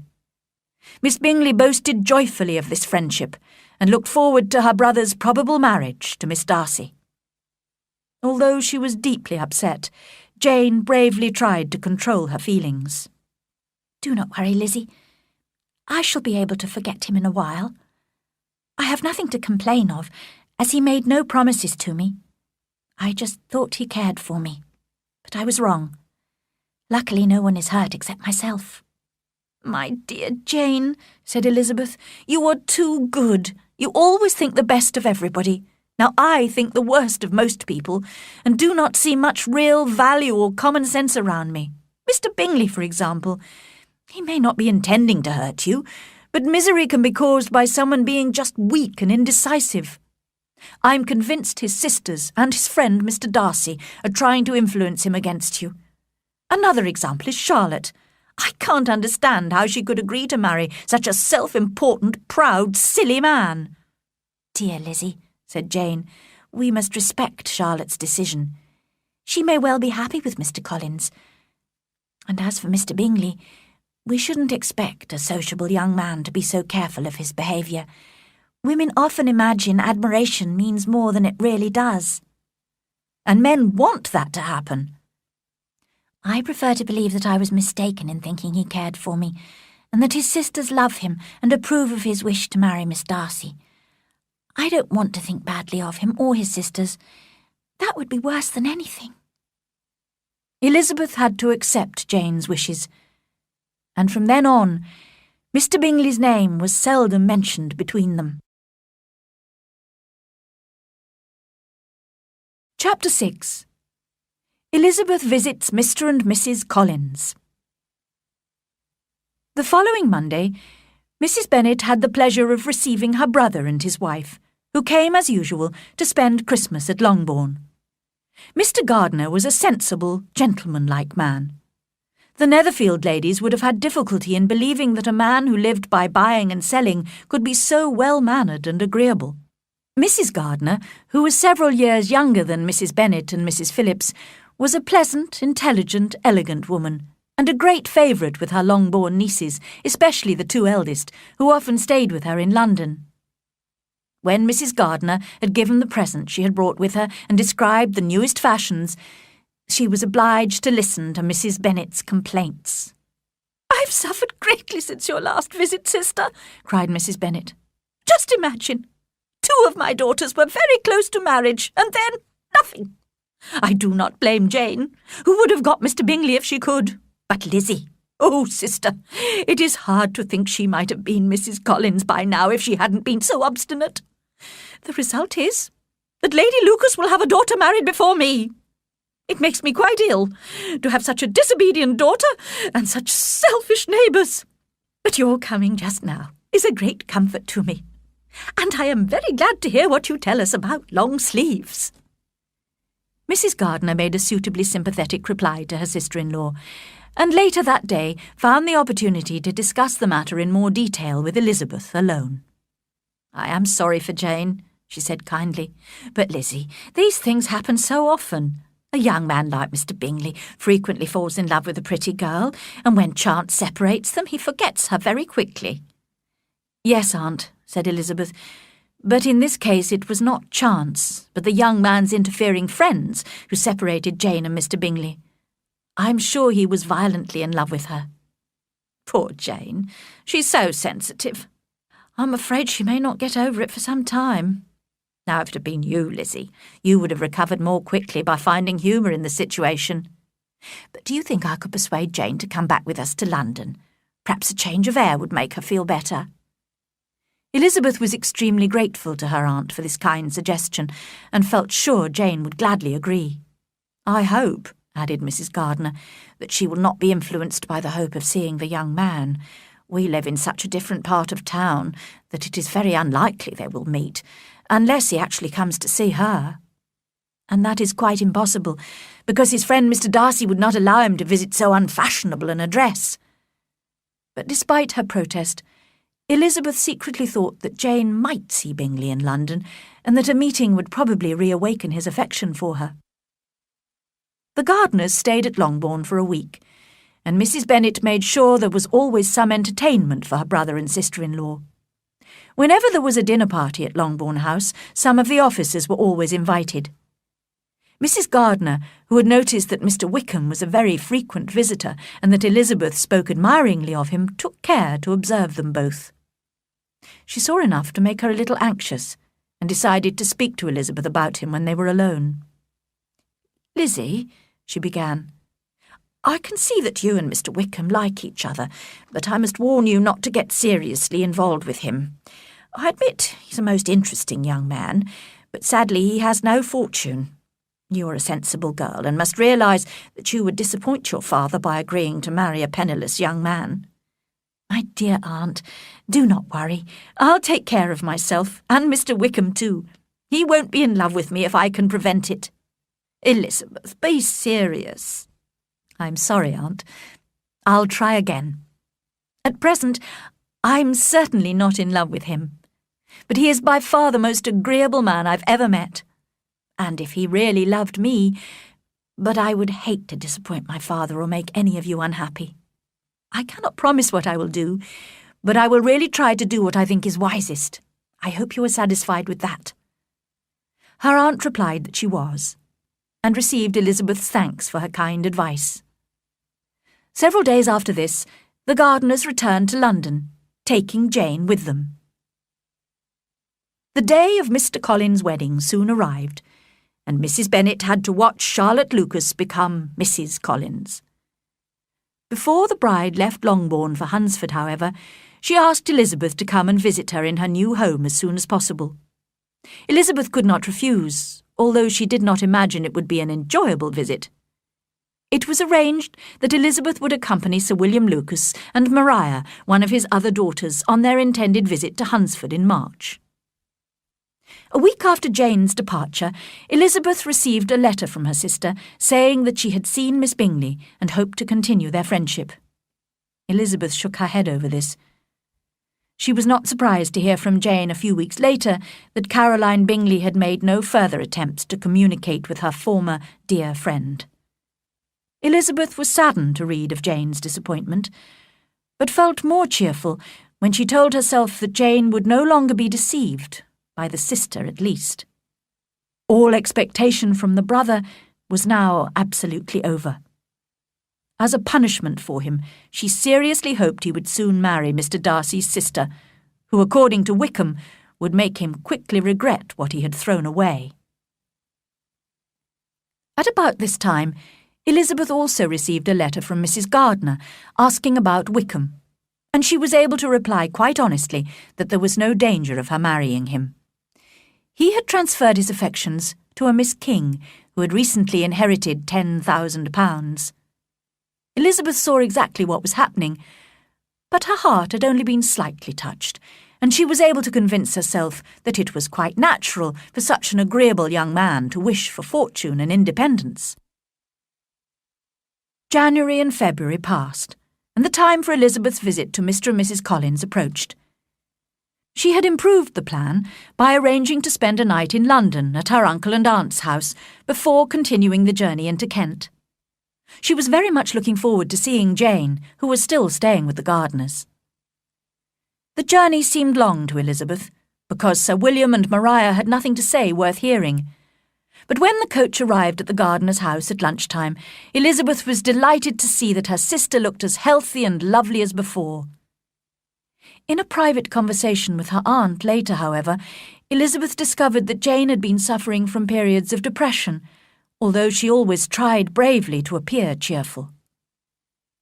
The afternoon and evening passed only too quickly, and the next day Elizabeth and the other travellers set off again. When the coach arrived in Hunsford, they were all quite excited to see on one side of the road Lady Catherine's great park, which they had heard so much about. At last, on the other side, they came to the rectory, where they were warmly welcomed by Mr. Collins and Charlotte. Elizabeth was more and more pleased she had come when she found herself so affectionately received. She saw instantly that marriage had not changed her cousin's manners. He insisted on greeting them all with formal politeness and long speeches, and showed them round the house, explaining its many good points in exhausting detail. Elizabeth could not help thinking that perhaps he was speaking particularly to her, as if wishing to make her feel what she had lost in refusing him. But although everything seemed neat and comfortable, she was unable to please him with a sigh of regret. In fact, she wondered how Charlotte could look so cheerful with such a companion. But whenever Mr. Collins said anything of which his wife might be ashamed, which was quite often, Charlotte wisely did not appear to be listening. And when Mr. Collins showed them proudly round his garden, in which he himself enjoyed working, Elizabeth admired the serious way in which Charlotte praised gardening as a most healthy exercise, and admitted encouraging her husband to work outdoors as much as possible. Elizabeth had to confess to herself that, surprisingly, Charlotte really appeared to be happy. When Mr. Collins could be forgotten, the house seemed very pleasant and comfortable, and from Charlotte's evident enjoyment of her home, Elizabeth supposed he must often be forgotten. The visitors had only been in the house for a day when a message came from Lady Catherine, inviting them all to dinner at Rosings Park the next day. Mr. Collins was delighted and congratulated his guests on their good luck.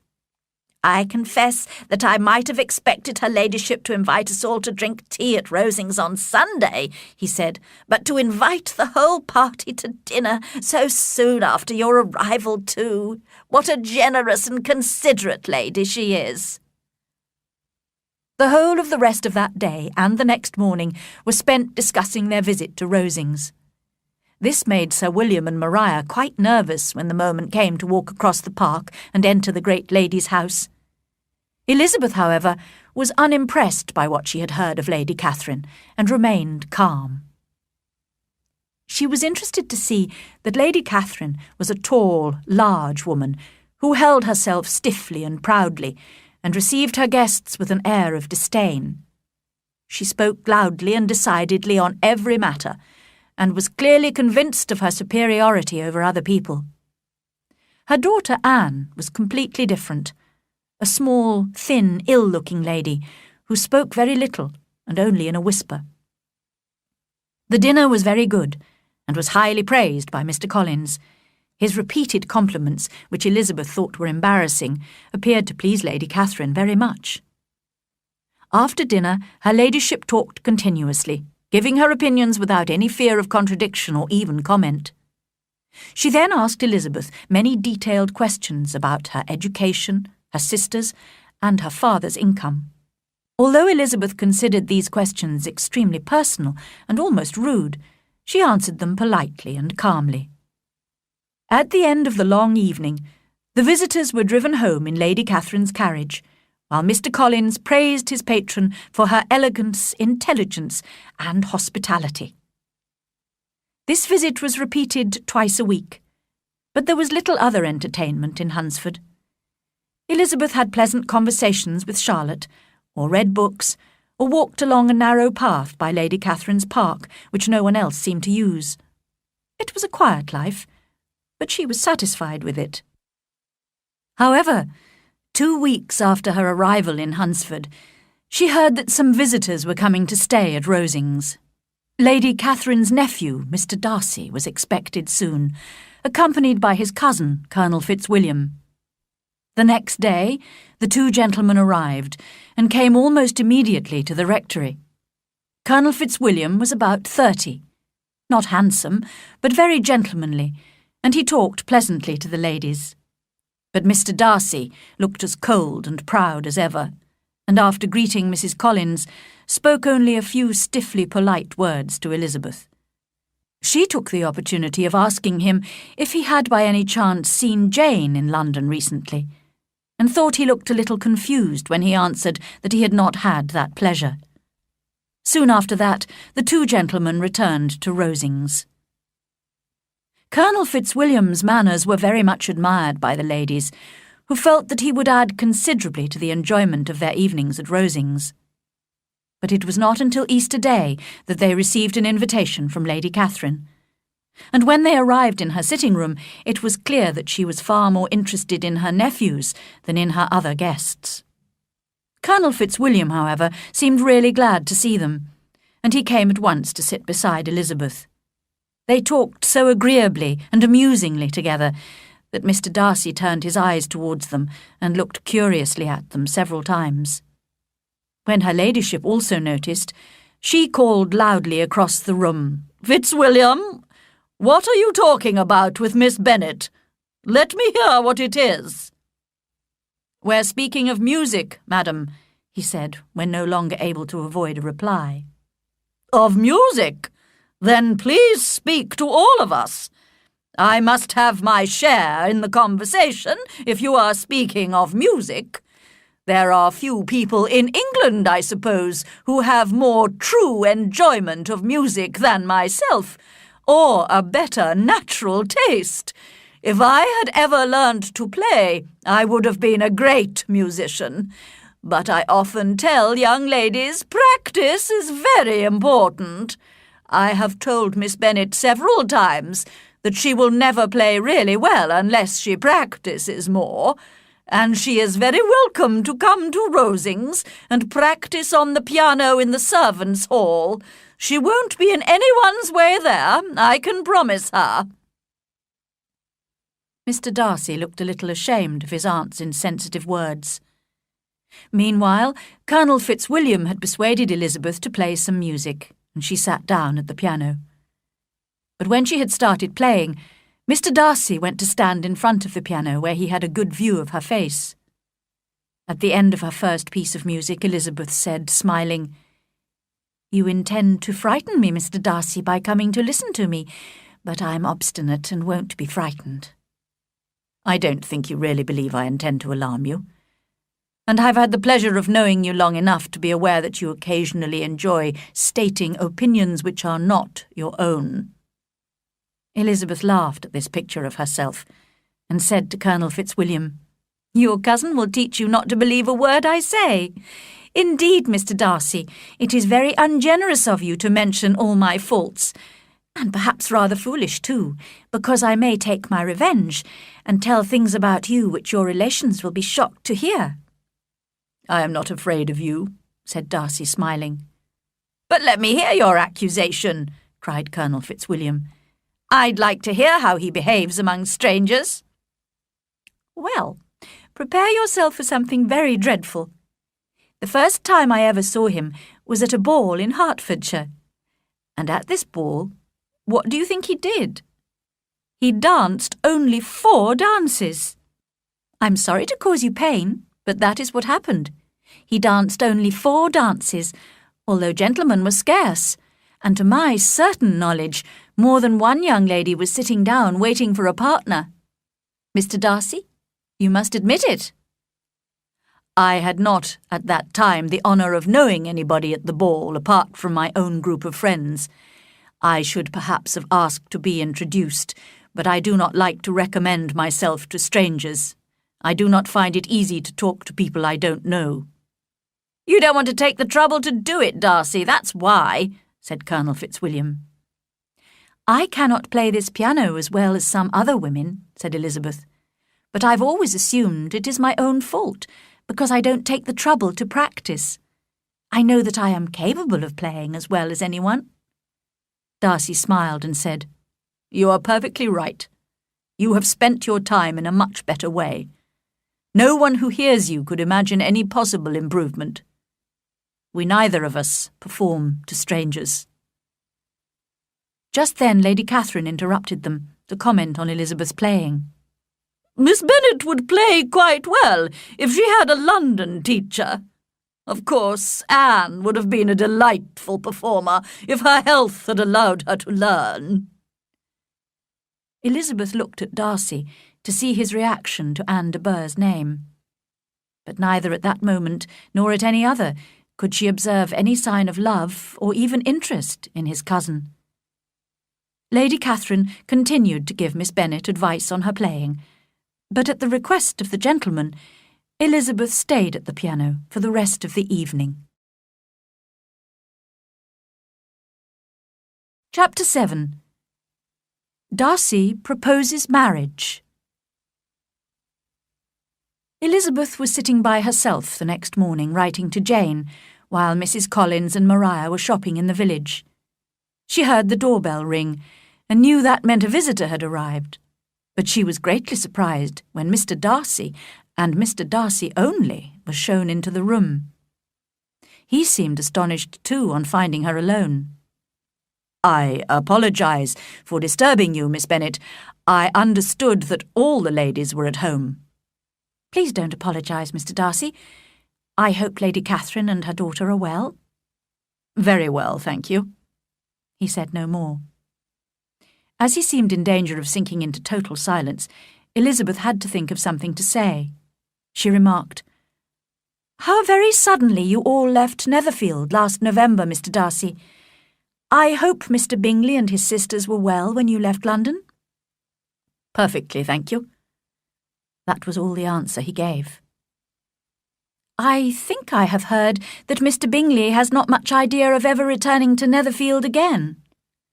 It is probable that he will spend very little of his time there in future. He has many friends elsewhere. Elizabeth did not want to talk any longer about Mr. Bingley, and determined to leave the conversation to Mr. Darcy, she remained silent. He understood, and soon began to speak again.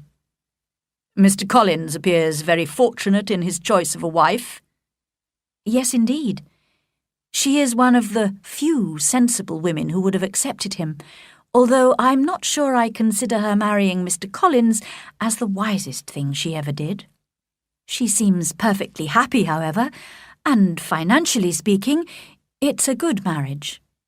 It must be very agreeable to her to be such a short distance from her own family and friends. A short distance, you say? It is nearly 80 kilometres. And what is that? Little more than half a day's journey on a good road. Yes, I call it a very short distance. I would never have said Mrs. Collins lived near her family, cried Elizabeth. That shows how much you are attached to Hertfordshire. Anywhere outside the Longbourn area would, I suppose, seem far away to you. As he spoke, he smiled a little. Perhaps he supposed she was thinking of Jane and Netherfield, thought Elizabeth, and she blushed. Whether the distance seems long or short depends on many circumstances. If the family's income is large enough to pay for frequent journeys, then distance is not a problem. But Mr. and Mrs. Collins will not be able to afford to travel very often, despite their comfortable income. I'm certain my friend does not consider Hunsford near her family. Mr. Darcy moved his chair a little towards her and said, You cannot have a right to such a very strong local attachment. You haven't spent your whole life at Longbourn, I am sure. Elizabeth looked surprised. Experiencing a change of feeling, the gentleman moved his chair away again, took a newspaper from the table, and glancing at it said in a colder voice, Are you pleased with Kent? They discussed Kent calmly and politely for a few minutes, and were then interrupted by Charlotte and Maria, who had returned from the village. Mr. Darcy sat a little while longer without saying much to anybody, and then went away. What can be the meaning of this? Said Charlotte as soon as he had gone. My dear Lizzie, he must be in love with you, or he would never have visited us in this familiar way. But when Elizabeth described his silence, that did not seem likely, even to hopeful Charlotte, and they could only suppose that he had nothing better to do. In fact, from now on, both Mr. Darcy and Colonel Fitzwilliam called regularly at the rectory.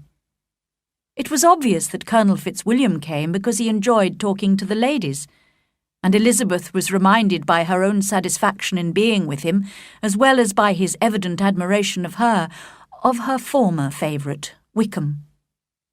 But it was more difficult to understand why Mr. Darcy came. He did not often speak, and seldom appeared interested in the conversation. Even Charlotte, who observed Mr. Darcy closely, was not sure whether he admired Elizabeth or not, and began to hope that perhaps her friend might marry Colonel Fitzwilliam instead. When she took her daily walk along the path bordering the park, Elizabeth met Mr. Darcy unexpectedly more than once. This was the more surprising because she was careful to inform him that it was her favourite walk, so that he could avoid meeting her. It was also strange that although he could just have greeted her and walked on, he always thought it necessary to turn back and walk with her. She could not quite understand him. But one day, as she was walking, she met Colonel Fitzwilliam, not Mr. Darcy, and greeted him with a smile. They walked back to the rectory together. "Are you leaving Kent this Sunday?" she asked. "Yes, if Darcy doesn't put it off again." "He is fortunate to be able to arrange things as he likes." "Well, we all want to do that," replied Colonel Fitzwilliam. "But he is used to doing what he likes because he is rich, and many others are poor. I, for example. I'm a younger son, you know, and won't inherit my father's fortune, so I shall never be rich or independent like Darcy." Now, seriously, you cannot call yourself poor. When have you ever suffered because of lack of money? "Well, perhaps I haven't really suffered much yet, but there are difficulties. A younger son doesn't have a free choice when marrying. He cannot afford to marry a girl with no fortune." Elizabeth blushed, thinking that he might mean her, and began to talk of something else. She asked him about Darcy's sister, and mentioned that the Bingley sisters liked her very much. "Bingley? Yes, I know them. Their brother is very pleasant. A great friend of Darcy's," answered Colonel Fitzwilliam. "Oh, yes. Mr. Darcy is extremely kind to Mr. Bingley and takes very good care of him," said Elizabeth dryly. "Yes, I believe Darcy does take care of Bingley. I'm thinking of a recent situation which Darcy was telling me about on the journey here. He was congratulating himself on having saved a friend from a most foolish marriage. Of course, I'm not sure the friend was Bingley, as Darcy didn't mention the name." "Did Mr. Darcy give you his reasons for interfering?" "I understood that there were some very strong objections to the lady." Elizabeth could not speak for a moment. When she was able to control her anger, she changed the conversation. As soon as they reached the rectory, she said goodbye to Colonel Fitzwilliam and went straight upstairs to her room. At last she could think without interruption about what he had told her. Bingley must have been the friend to whom Darcy was referring. She had always assumed that Darcy was involved in the plan to separate Jane and Bingley, but now it appeared that he, not Miss Bingley, was the main cause of all that Jane had suffered and still continued to suffer. The very strong objections to the lady probably consisted of having one uncle who was a country lawyer and another who was in business in London. There could be no possible objections to Jane herself, as she was intelligent, beautiful and charming. Nor could anyone object to Mr. Bennet as a father-in-law. When Elizabeth thought of her mother, she felt a little less confident. She was still convinced, however, that Mr. Darcy was interested in high-born connections rather than character or common sense. It was this, the worst kind of pride, which had destroyed for a while every hope of happiness for the most affectionate, generous heart in the world. Thinking about all this made Elizabeth so upset and unhappy that she soon had a headache. It grew so much worse in the evening, and she was so unwilling to see Mr. Darcy that she decided not to go to Rosings that evening with Mr. and Mrs. Collins. Instead, she stayed in the rectory sitting-room, rereading Jane's recent letters from London. She was saddened to discover that although Jane never complained or referred to the past, in almost every line there was a lack of cheerfulness which Elizabeth had not noticed the first time, and which now made her rather anxious. She was relieved to think that Darcy would be leaving Rosings in 2 days' time, and she herself would be with Jane in less than 2 weeks. Colonel Fitzwilliam would also be leaving with Darcy, but he had made it clear that he had no intention of proposing to her, so she did not intend to be unhappy about him. Just then she heard the doorbell, and wondered if it might be Colonel Fitzwilliam come to inquire about her health. But to her astonishment, she saw Mr. Darcy walk into the room. In a hurried manner, he began to ask how she was feeling. She answered him with cold politeness. He sat down for a few moments, and then, getting up, walked about the room. Elizabeth was surprised, but said nothing. After a silence of several minutes, he came towards her, with none of his usual calmness, and said, "In vain have I struggled. It is no good. I cannot conquer my feelings. You must allow me to tell you how warmly I admire and love you." Elizabeth stared, blushed, doubted, and was silent. He considered this sufficient encouragement, and confessed all that he felt and had felt for a long time for her. He expressed himself well, but it was not only of love that he spoke. He also talked of his pride, and his sense of her social inferiority, which had made him struggle against his feelings for so long. In spite of her dislike for him, Elizabeth appreciated what a compliment such a man's affection was, and was at first sorry for the pain he was about to receive. But soon, as she heard his references to her inferior position, she lost all pity and became very angry. She waited patiently, however, until he had finished.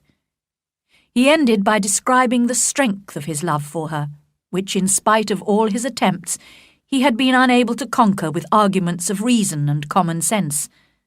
And finally, he asked for her hand in marriage. She could see that he had no doubt of a favourable answer, which only made her angrier. "I believe society considers it correct in cases like this," she replied, "to express grateful thanks.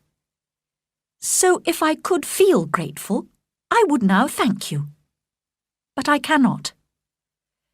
I have never wanted your good opinion of me, and I cannot accept it. I am sorry to hurt anyone, but it has not been done deliberately, and I hope the pain will not last long. The pride, which you tell me, has long prevented the expression of your affection, can have little difficulty in conquering your feelings after this explanation." Mr. Darcy, whose eyes were fixed on her face, was both angry and surprised by her words. His face went pale, and he was clearly struggling to control himself. There was a dreadful pause, and then he spoke in a voice of forced calmness. "And this is all the reply I am to have the honour of expecting?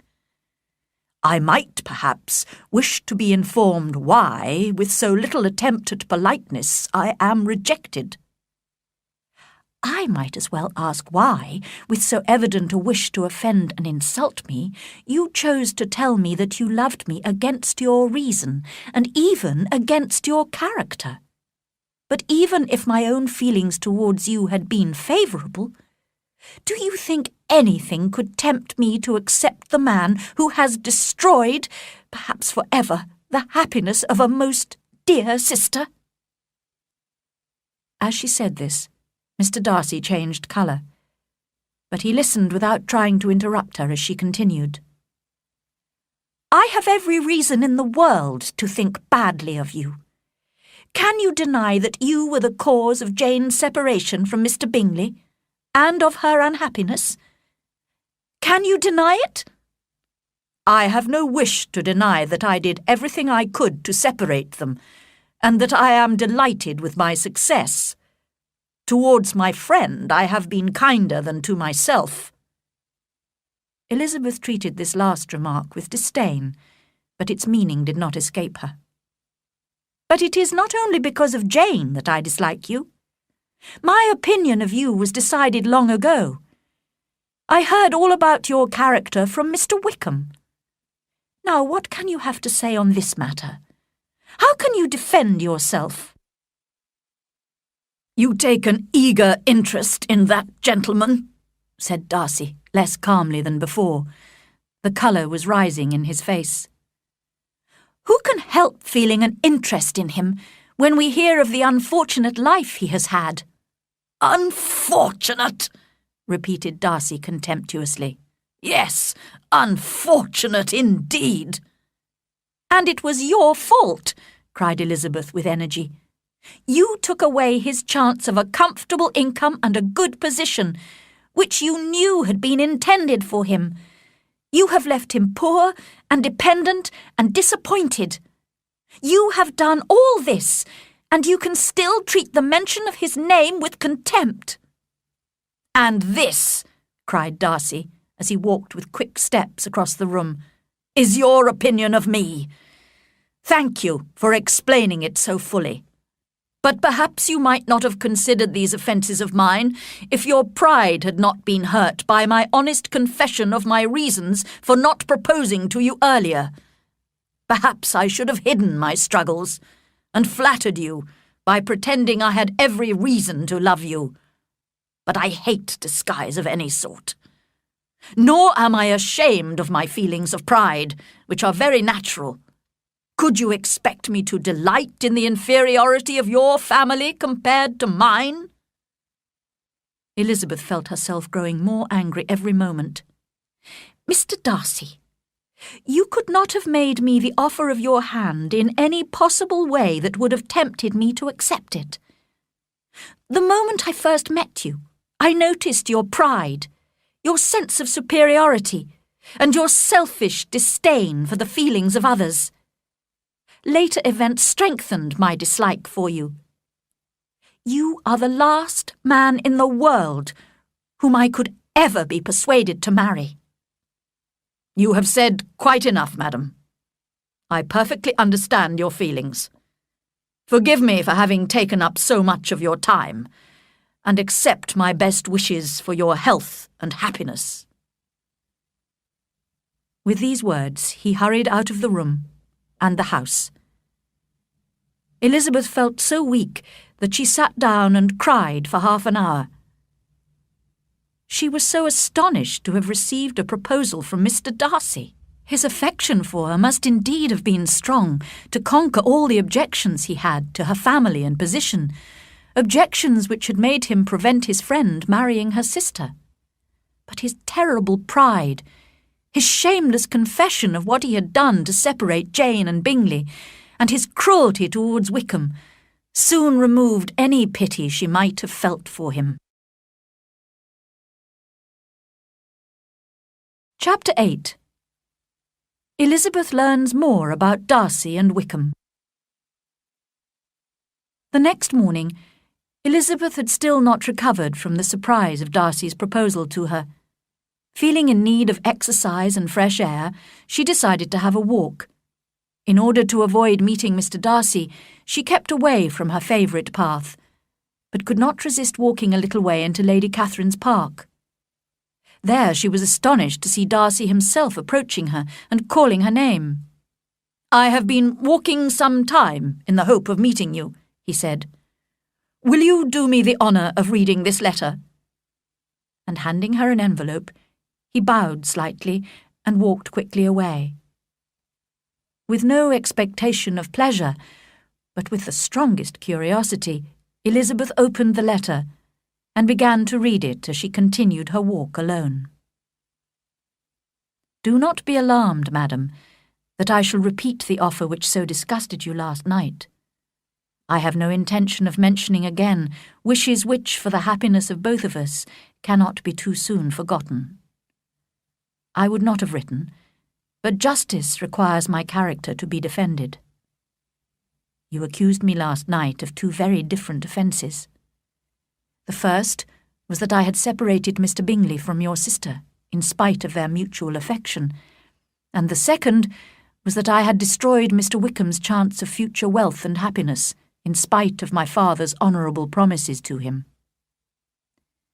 I hope that you will no longer blame me for either of these offences when you have read the explanation which follows. If I am forced to describe feelings which offend you, I can only say I am sorry.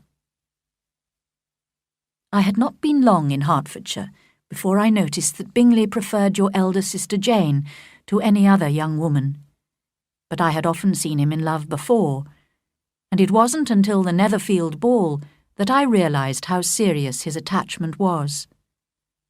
I was careful to observe your sister closely, and as her manners and appearance were as pleasant and cheerful as ever, I remained convinced that she did not feel strongly about him. I was perhaps deceived by her calmness, and in that case your anger has not been unreasonable, but I sincerely believed that her heart had not been touched. I objected to Bingley's possible marriage to her, not only for those reasons of social inferiority that I mentioned to you last night, but also for reasons which in my case I had tried to forget, but which I must state now.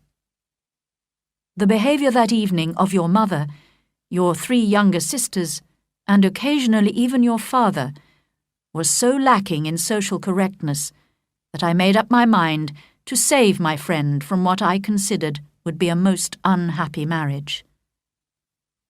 If you are upset by my description of your family's faults, it may comfort you to consider that you and your elder sister have avoided any share of blame and deserve nothing but honourable praise for your behaviour.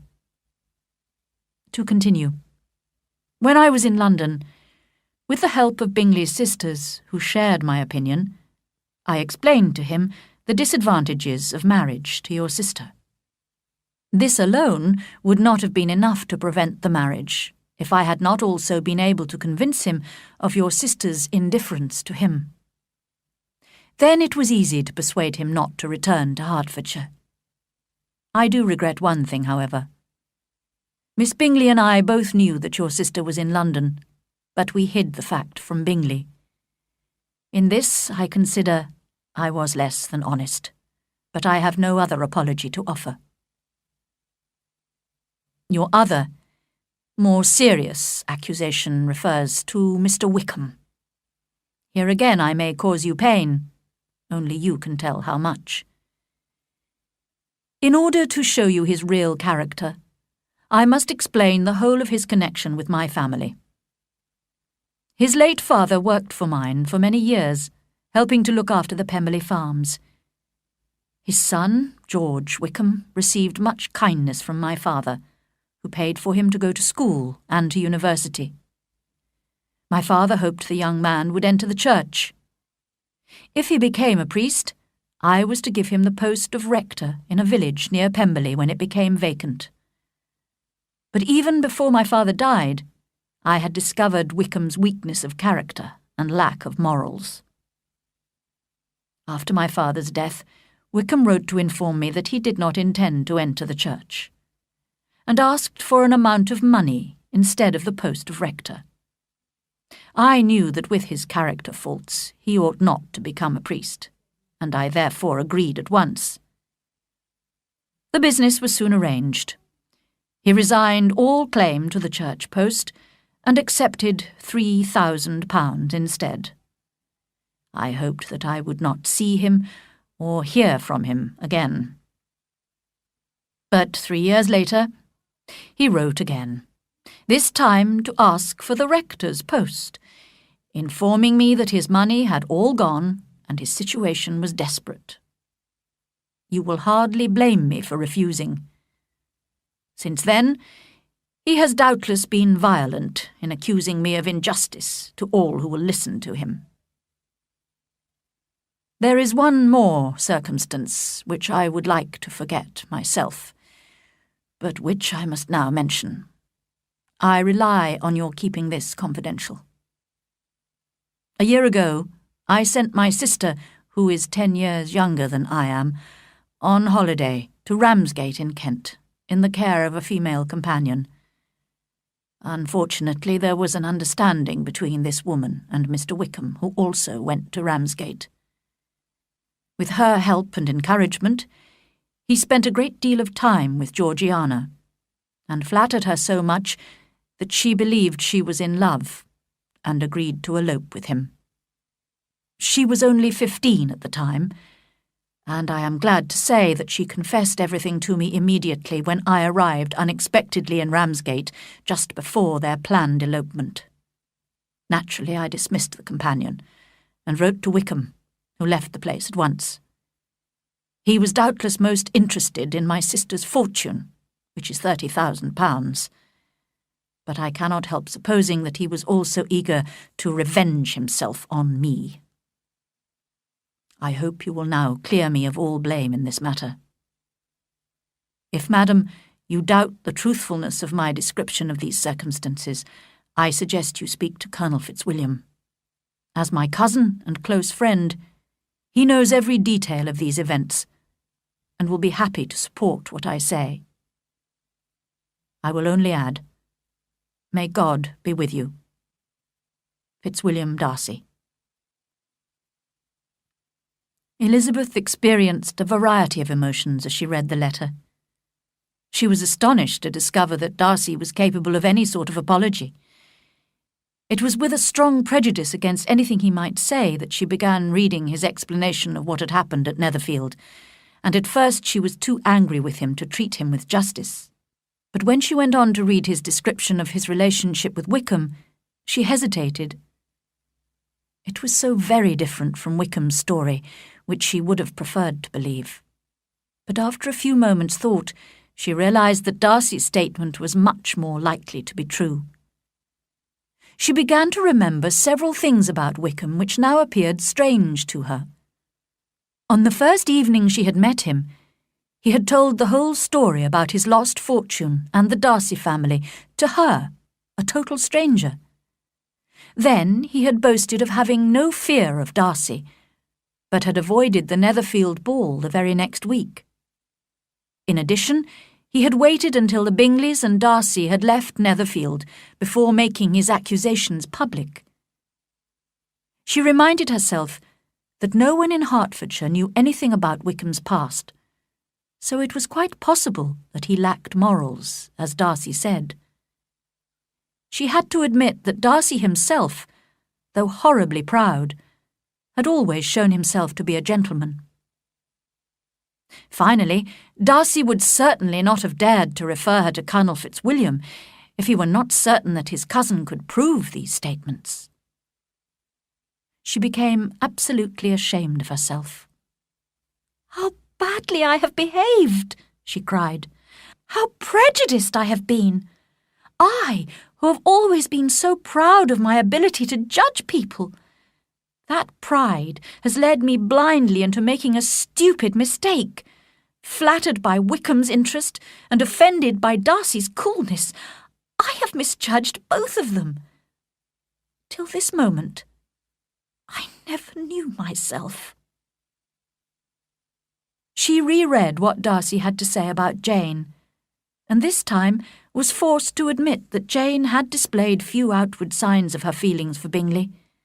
Charlotte had even commented on it. Then, when Elizabeth looked again at Darcy's comments on her family's behaviour, her sense of shame was very great, and she could not deny the justice of his words. Feeling more miserable than she had ever felt before, she slowly returned to the rectory, where she had difficulty in maintaining a cheerful appearance. Mr. Darcy and Colonel Fitzwilliam left Rosings the next day, and were sadly missed by their aunt, who now had so little entertainment that she invited the Collinses and their visitors several times that week. As Elizabeth only had a few days left before the end of her visit, she thought it fortunate that most of her time was occupied. When she had a moment to herself, it was a great relief to walk outside in the garden or the park, alone with her thoughts. She soon knew Mr. Darcy's letter by heart. Although she was still angry with him for the proud, overconfident way in which he had proposed, her anger turned against herself when she considered how unjustly she had criticised and accused him. She respected his character and felt pity for his disappointment, but did not for a moment regret her refusal, or have the slightest desire to see him ever again. She was saddened when she thought of her family. Her father enjoyed laughing at Kitty's and Lydia's foolishness so much that he never attempted to control his two youngest daughters, and her mother, whose own behaviour was far from correct, was completely unaware that anything was wrong. And poor Jane! It now appeared that Bingley's affection had been sincere, and Jane's disappointment had been indirectly caused by the behaviour of her own near relations. On Saturday morning, Elizabeth said good-bye to her friend Charlotte, feeling sorry to leave her with such a husband. But Charlotte, although regretting the departure of her visitors, appeared quite content with her domestic arrangements. Mr. Collins took care to say to Elizabeth before she left, "I do hope, my dear Miss Elizabeth, that you will be as happy in marriage as I am. My dear Charlotte and I have one mind and one way of thinking. We seem to be made for each other." "It is most fortunate when that is the case," was all that Elizabeth could safely reply. By midday she had arrived in London, where she had arranged to stay a few days at her aunt's house, There was, however, no opportunity to discuss Mr. Darcy's letter with Jane until they both reached Longbourn again at the end of the week. It was pleasant to be at home again, but Elizabeth was very conscious of her younger sister's silliness. They were full of the sad news they had just heard, that the regiment was leaving Meryton in 2 weeks' time and would be staying for the summer in Brighton, a holiday town on the south coast. Lydia and her mother were trying hard to persuade Mr. Bennet to take them to Brighton too for several months, as the summer would be so miserable in Hertfordshire without the officers. Fortunately, Elizabeth felt sure her father would not agree to this foolish idea. When she and Jane were alone, she told her sister about Darcy's proposal of marriage. Jane was astonished, but soon her sisterly feelings made her think it quite natural, and her kind heart felt pity for Darcy's disappointment.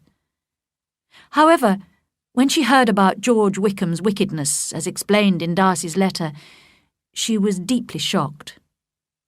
After some discussion, the sisters decided not to tell anyone what they knew about Wickham, as he would soon be leaving Meryton in any case. Elizabeth felt greatly relieved by this conversation.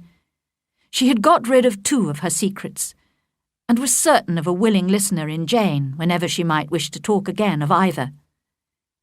But she dared not tell the third, and explain to Jane how sincere Bingley's feelings for her had been.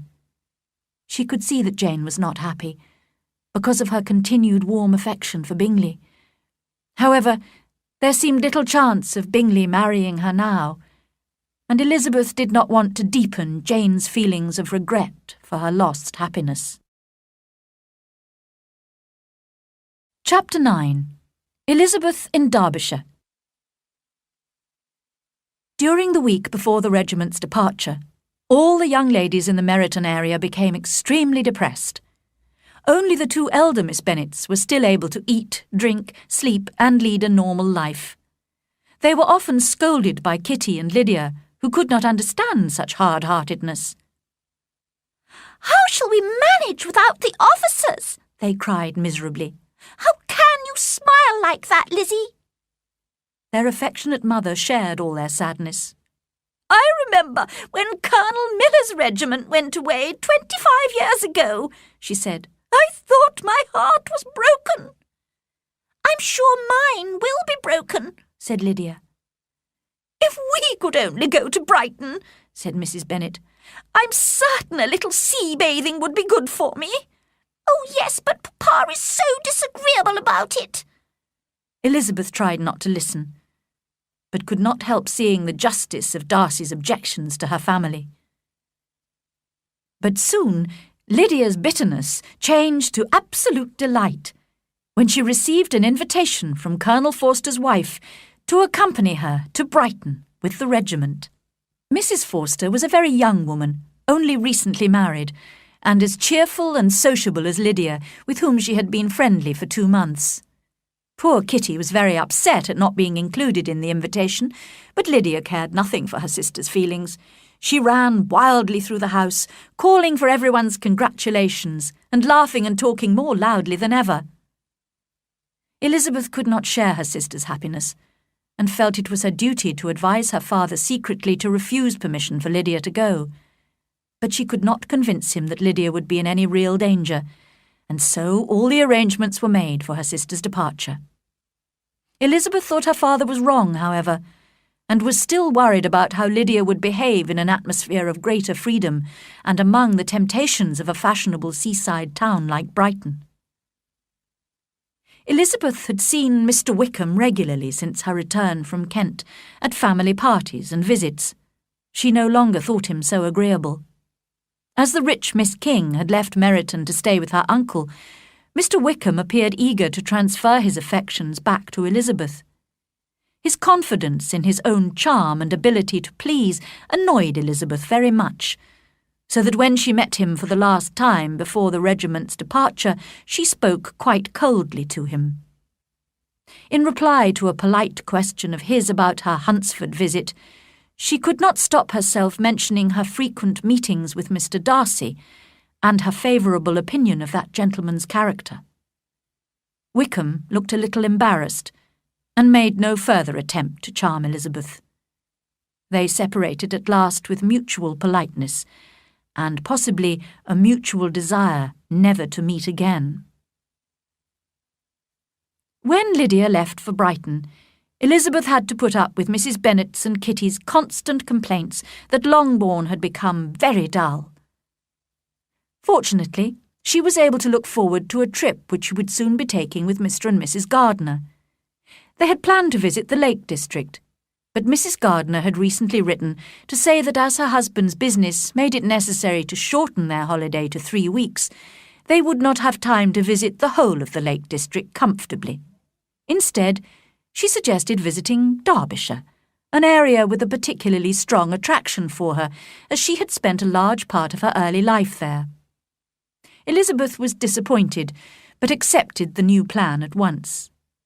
Although it was impossible to hear of Derbyshire without thinking of Pemberley and its owner, she felt sure she could avoid meeting Mr. Darcy there. 4 weeks later, Mr. and Mrs. Gardiner arrived at Longbourn, where they had arranged to leave their children in Jane's care. The next day they set out with Elizabeth on their journey. The three of them made excellent travelling companions, sharing an intelligent interest in the people and places they saw on their way, and a strong affection for each other. After visiting Oxford, Blenheim, Warwick, Kenilworth, and Birmingham, they arrived in Derbyshire, and decided to stay in the small town of Lambton, where Mrs. Gardiner had lived before her marriage. Elizabeth discovered that Mr. Darcy's house, Pemberley, was only 8 kilometres away from Lambton. "I often used to go to Pemberley when I was younger," said Mrs. Gardiner. "Wouldn't you like to see it, Lizzie? We could go tomorrow. It's a beautiful place. Wickham spent his youth there, you know." I am rather tired of large country houses, Aunt," said Elizabeth, forced to pretend. How dreadful it would be to meet Mr. Darcy while viewing his house. But when she asked a servant at the hotel 1 or 2 careful questions that evening, she was told that Mr. Darcy was not at home at the moment. Greatly relieved, she felt able to agree to her aunt's suggestion when it was repeated the next morning, and Mr. Gardiner ordered a carriage immediately. In a short time, they entered the gates of Pemberley Park and drove through an extensive and beautiful wood. At the top of a hill, they had their first view of Pemberley House, situated on the other side of a valley, with a line of high wooded hills behind.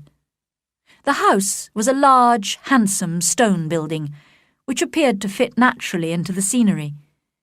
Mr. and Mrs. Gardiner were warm in their admiration, and Elizabeth was delighted. At that moment, she felt that to be mistress of Pemberley might be worthwhile. They drove up to the front door and asked to be allowed to visit the house. The Pemberley housekeeper, a respectable elderly woman, showed them round. All the rooms were of a good size and elegantly yet sensibly furnished. From every window there was an attractive view. Elizabeth began to admire the owner's taste in everything she saw. And I might have been mistress of this place, she thought. Instead of viewing these rooms as a stranger, I might be welcoming my uncle and aunt as visitors.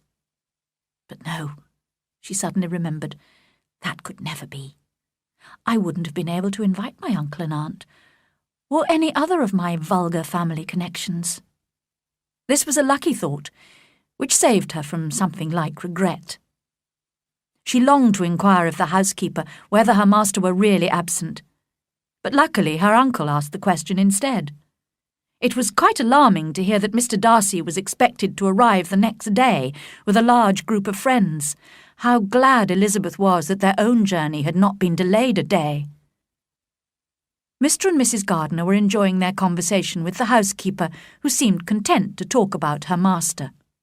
"Mr. Darcy is a very handsome gentleman, as you will see from the painting upstairs. His sister is most attractive too, and so accomplished. She plays and sings the whole day. My master has just sent a new piano from London for her. He's such a kind brother. He'll do anything for Miss Georgiana." "Does Mr. Darcy spend much time at Pemberley?" asked Mr. Gardiner. "Not as much as I'd like, sir. If your master married, he might spend more time here. Yes, sir, but I don't know when that'll be. I don't know who is good enough for him. Mr. and Mrs. Gardiner smiled, and Elizabeth listened with increasing astonishment as the housekeeper continued. It's no more than the truth. Everybody who knows him says the same. He's never spoken a cross word to me, and I've known him since he was a baby. Some people call him proud, but I've never seen any of that. He's the best master that ever lived. Elizabeth almost stared at her. Can this be Mr. Darcy? She wondered. This was the most extraordinary praise for the man she had always thought so disagreeable and proud, especially with people he considered inferior to himself. She longed to hear more, but now the housekeeper was leading them upstairs. Soon Elizabeth found herself in front of the painting of Mr. Darcy. He was smiling at her, just as she remembered him smiling sometimes when he looked at her. She looked at the picture silently for several minutes before going downstairs with the others. At that moment, Elizabeth certainly felt more warmly towards Mr. Darcy than at any time since their first meeting. She was beginning to realise that she had underestimated his character. His housekeeper's opinion of him was totally favourable, and what praise is more valuable than the praise of an intelligent servant? As she stood in front of his picture, she gratefully remembered the warmth of his feelings for her, and began to forget the way in which he had expressed them. As they had now seen all the rooms which were open to the public, the housekeeper called the gardener, who was going to show them the park and gardens. They were just walking away from the house when Elizabeth turned to have one last look, and saw the owner of Pemberley come suddenly forward from behind the house. They were within 20 metres of each other, and Elizabeth could not avoid his seeing her. Their eyes instantly met, and they both blushed. He appeared very surprised, but recovering quickly, approached and spoke to Elizabeth, if not calmly, at least with perfect politeness. Astonished and confused, she received his greetings with embarrassment. Soon he could find no more to say, and left her to return to the house. Mr. and Mrs. Gardiner, who had been watching from a distance, expressed their admiration of his appearance, but Elizabeth could only think of her feelings. How unfortunate that she had come! She blushed again. It might seem as if she had planned this meeting with him, and his behaviour was so different. Never before had she heard him speak so politely and so gently. What could it mean? Her head full of these thoughts, she joined her uncle and aunt in their walk through the gardens. They were walking slowly beside an attractive stream when they noticed Mr. Darcy coming towards them. This time Elizabeth was able to control herself better, and she returned his greetings politely. She hid a smile when he asked her to do him the honour of introducing him to her friends, as she felt sure he was not expecting the well-mannered gardeners to be some of her low-born relations. He certainly seemed surprised when she introduced her uncle and aunt, but took care to talk for some time to Mr. Gardiner with every appearance of interest. Elizabeth was delighted that these relations at least could not be criticised for their poor behaviour or lack of intelligence. On their way back to the house, Mr. Darcy walked beside Elizabeth. There was a short silence before she spoke. "Your housekeeper informed us you would not arrive until tomorrow, so I had not expected to find you here." "It is true. I came early on business. The rest of the party will be here tomorrow. Among them are Mr. Bingley and his sisters, whom you know," he continued after a pause. "And there is one other person who particularly wishes to meet you. Will you allow me, or do I ask too much, to introduce my sister to you?" Surprised, but flattered by this great compliment, Elizabeth gave her permission. When they arrived at the house, Mr. Darcy offered them some refreshment, but they politely refused. Mr. Darcy helped the ladies into the carriage, and as it drove away from Pemberley, Elizabeth watched him walking slowly back towards the house.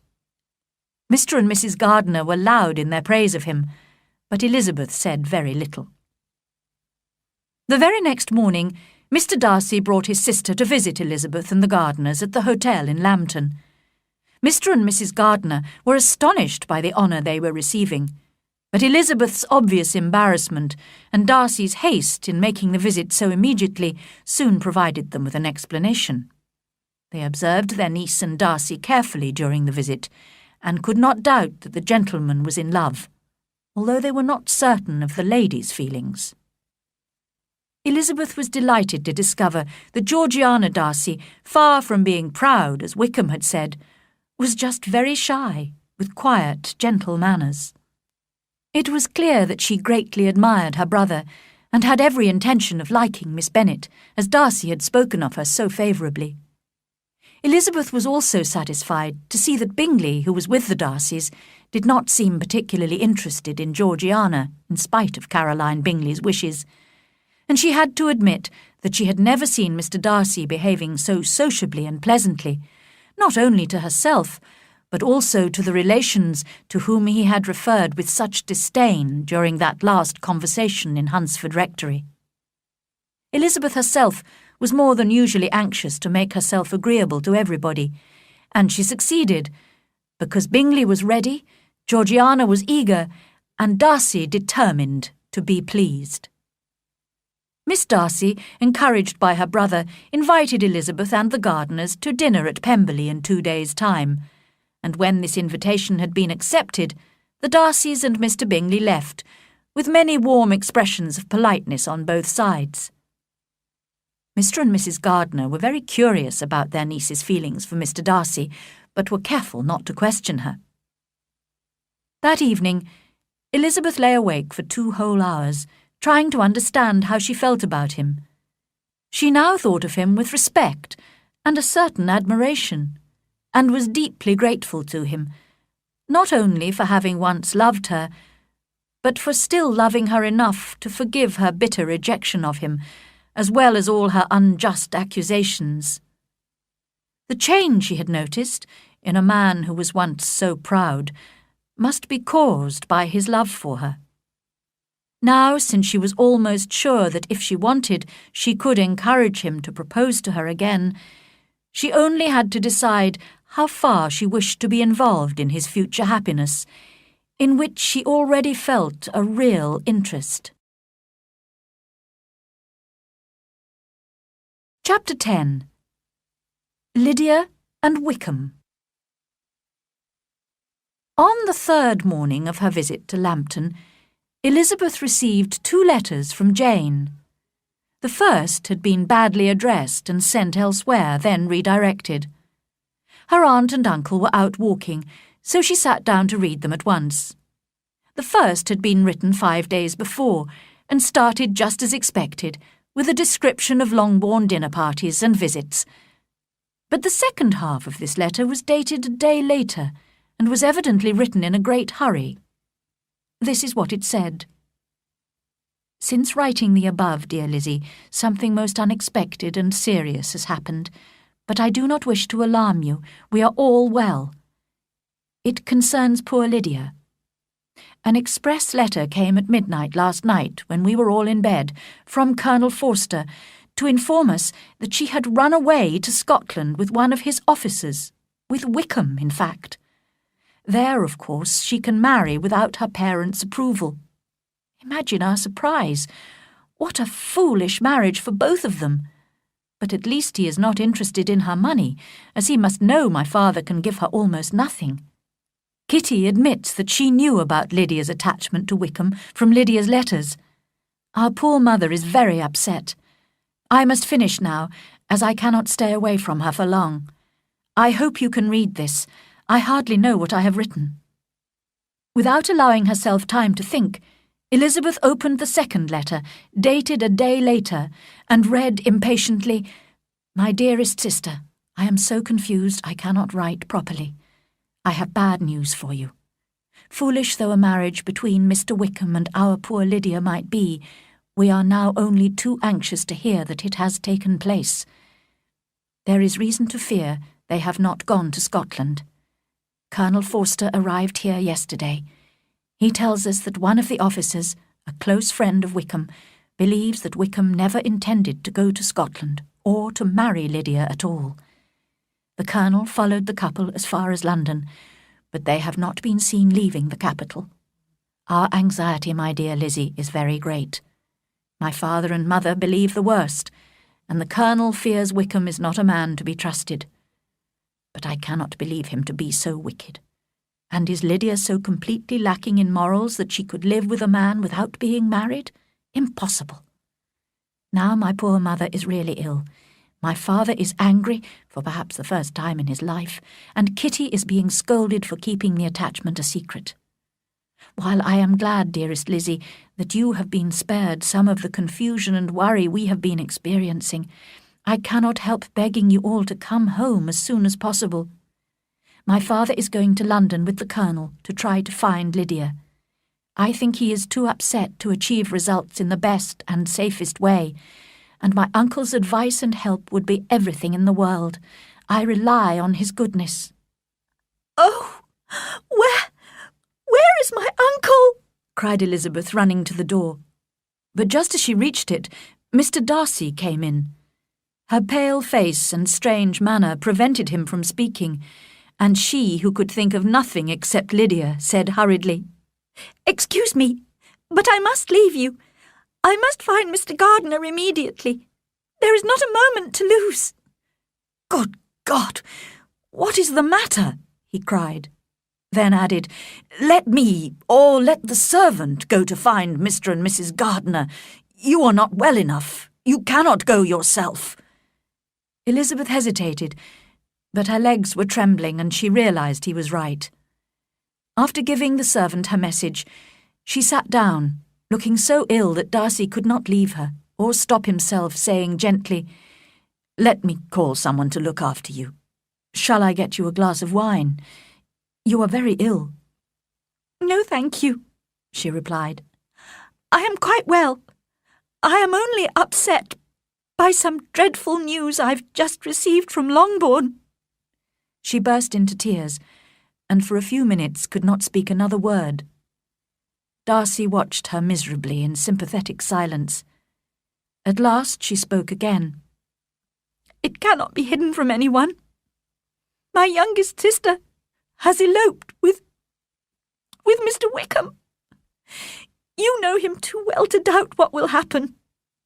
She has no money, no connections, nothing that can tempt him to marry her. She is lost forever, and I could have prevented it. I knew how bad his character was. If only I had told my family what I knew about him. But it is all too late now." Darcy looked at her in astonishment. "I am shocked," he said, "and sad, very sad. What has been done to find her and bring her back?" "My father has gone to London, and I hope my uncle will go too. We shall leave Lambton, I hope, in half an hour. But I know very well that nothing can be done. How can such a man be persuaded? How can we even find them? I have not the smallest hope. It is horrible." Darcy made no answer. He was walking up and down with a serious, thoughtful expression on his face. Elizabeth soon observed and instantly understood it. She was losing her influence over him.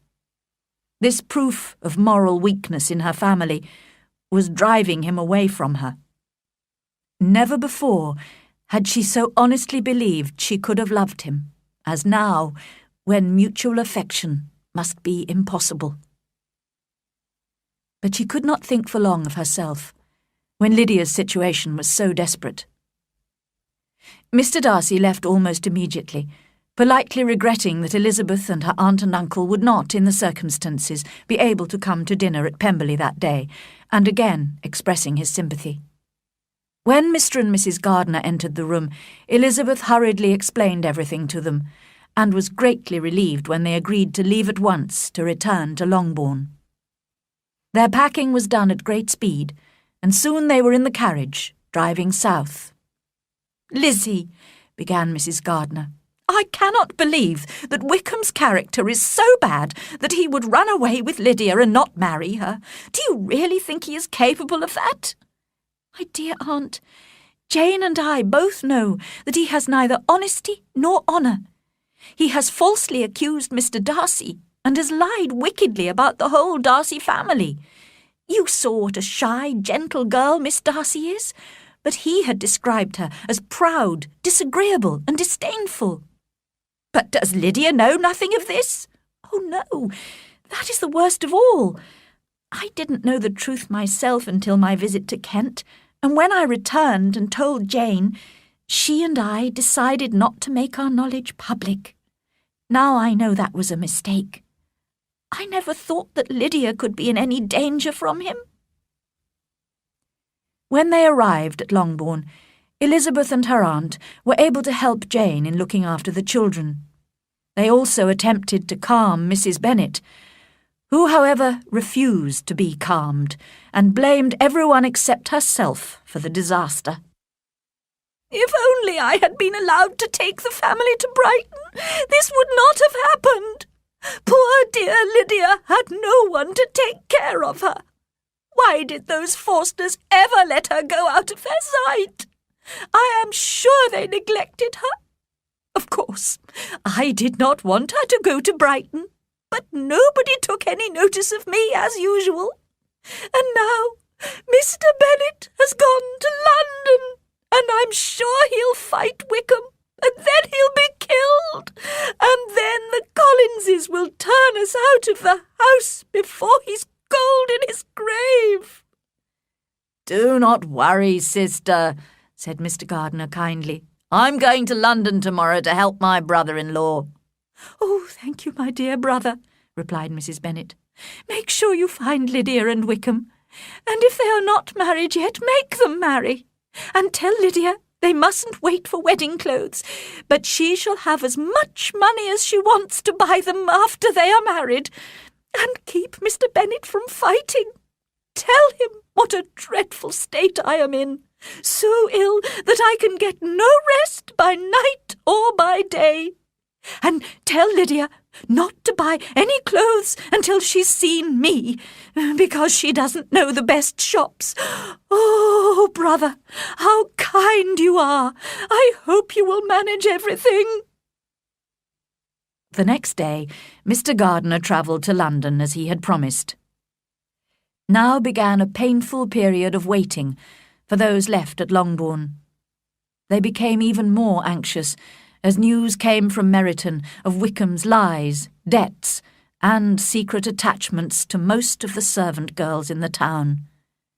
Everybody declared that he was the wickedest young man in the world, and protested that they had always distrusted his great charm and appearance of goodness.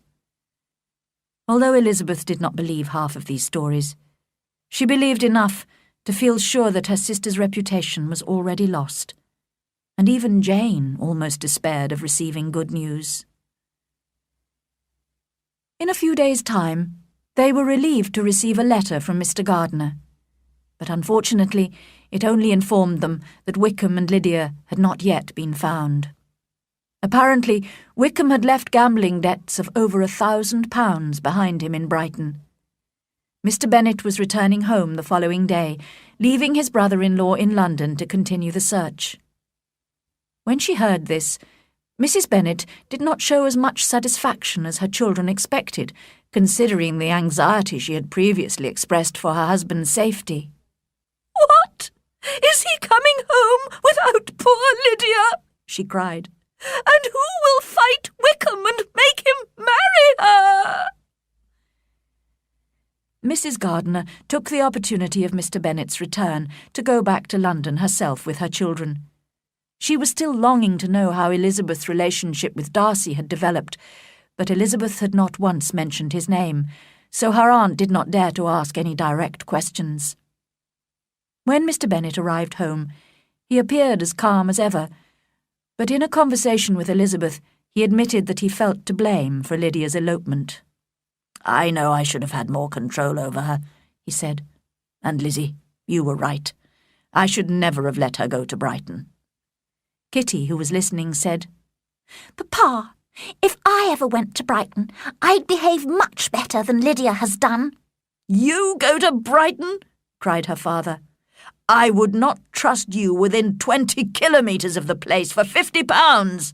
No, Kitty, I have at last learned to be cautious, and you will feel the effects of it.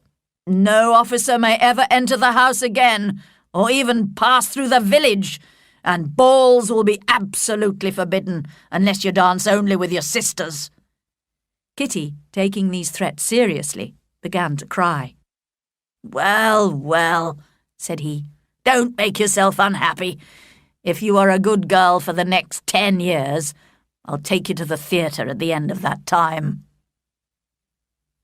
2 days later, the news for which they had all been waiting so anxiously arrived. Mr. Gardiner's letter informed them that Wickham and Lydia had been found, but that they were not married. However, certain financial arrangements had been made with Wickham.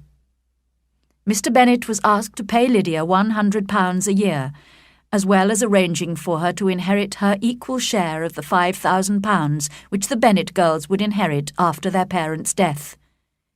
If these reasonable conditions were agreed, Wickham had promised to marry Lydia. At first, Elizabeth and Jane were delighted that their sister's reputation would be saved through marriage, even to such a man as Wickham. But then their father explained that Wickham would never have agreed to marry Lydia unless he had been paid a considerable amount of money immediately. They began to worry that it would be difficult to repay Mr. Gardiner, who must have bribed Wickham in this way. Mrs. Bennet, however, had no such worries. He is her own uncle after all, she cried happily. Why shouldn't he pay? My dear, dear Lydia, married at 16. How I long to see her, and dear Wickham too. But the wedding clothes! I'll write to my sister-in-law about them at once. I'm so happy. In a short time I'll have a daughter married. Oh, Mrs. Wickham, how well it sounds! Now that Lydia was going to be married, Elizabeth greatly regretted telling Darcy of her fears for her sister.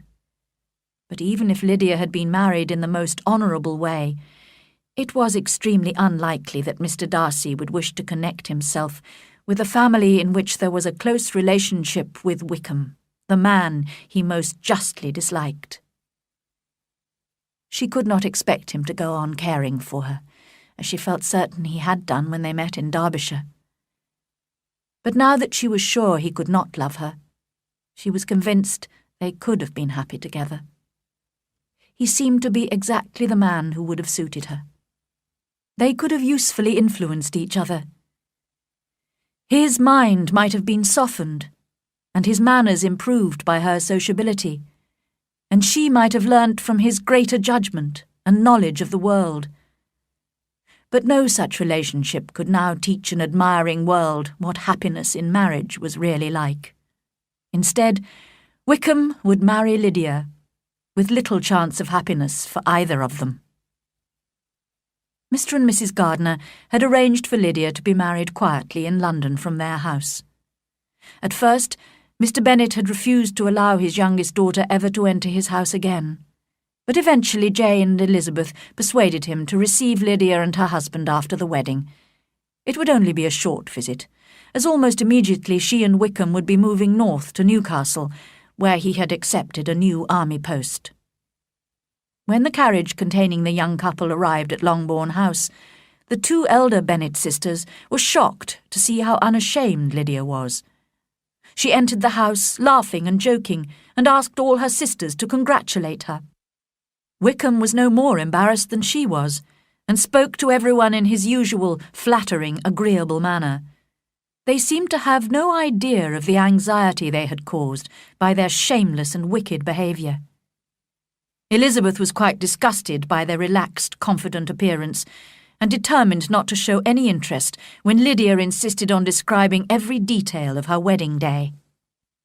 She could not help reacting with astonishment, however, when Lydia let slip the name of Mr. Darcy. He had apparently been present at the ceremony. Why would Mr. Darcy, Elizabeth wondered, attend the wedding of two people he must hold in the greatest contempt? She could not discover the reason from Lydia, who suddenly remembered it was supposed to be a secret, and she could not rest without knowing the truth.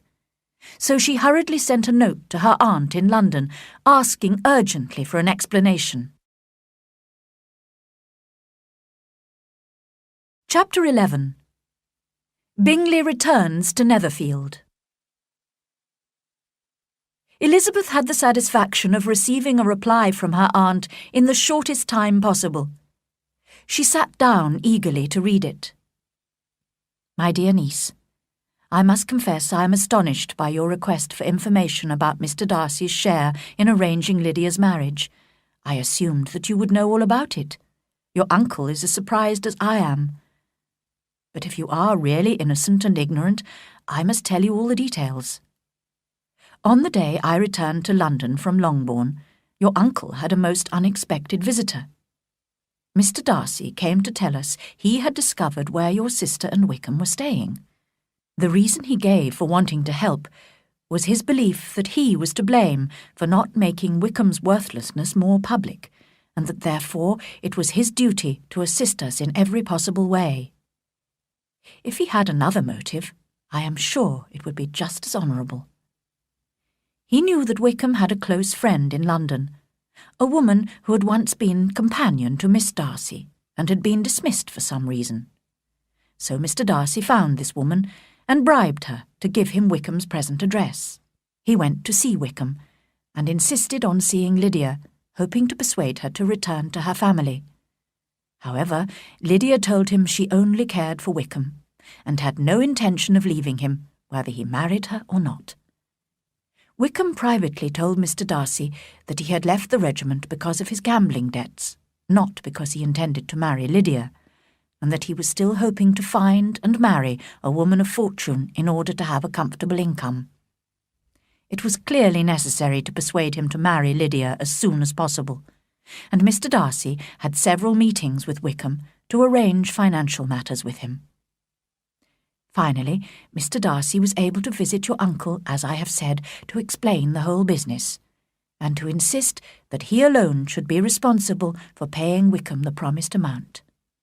Your uncle argued with him for a long time, but our visitor was so obstinate that Mr. Gardiner eventually had to agree.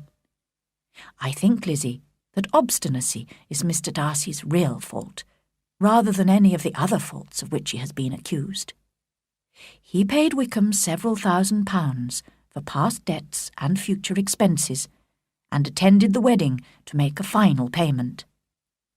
And in spite of Mr. Darcy's declared motives, my dear Lizzie, you may be sure that your uncle would never have given in if we had not assumed that Mr. Darcy had another interest in the matter. Will you be very angry with me, my dear Lizzie, if I take this opportunity of saying how much I like him? His behaviour to us has always been as agreeable as when we were in Derbyshire. I think that if he marries the right woman, his wife may teach him to become more sociable. Please forgive me if I have assumed too much, or at least do not punish me by not inviting me to Pemberley. I shall never be happy until I have been all the way round the park. But I must go to my children now. Yours very sincerely, M. Gardiner. Elizabeth read this letter with a mixture of pleasure and pain. Mr. Darcy had thought so little of his pride that he had spent considerable time, effort, and money on two people for whom he must feel the greatest disdain. He had even had to bargain with Wickham. She could not believe he had done all this for her, a woman who had already rejected him. But the fact remained that she and her family owed him everything. How bitterly she now regretted criticising and mocking him in the past. She was ashamed of herself, but she was proud of him, proud that in a matter of honour he had been able to conquer his own pride. She was even rather pleased, if a little regretful, that her aunt and uncle had felt sure that there was mutual affection between Mr. Darcy and herself. Mrs. Bennet was quite depressed when Lydia and Wickham left Longbourn to travel north to Newcastle. But soon Mrs. Phillips brought the happy news that Mr. Bingley was expected to return to Netherfield in a day or two, and Mrs. Bennet became very excited. She made preparations to invite him to dinner and counted the days that must pass before she could send the invitation. However, on only the third morning after his arrival, she caught sight of him from her bedroom window riding towards Longbourn House with another gentleman, also on horseback. "Girls, quickly!" she cried. "Mr. Bingley is coming! And who's that with him? It must be Mr. Darcy, that tall, proud man. Well, as he is Mr. Bingley's friend, we must be polite to him, but I must say I hate the sight of him." Both Jane and Elizabeth felt uncomfortable and sympathised with each other. Jane was nervous about meeting Bingley again and determined not to show her feelings. Elizabeth was uneasy at the thought of seeing Darcy, as she was the only one who knew how much the whole family owed him in spite of their general dislike of him.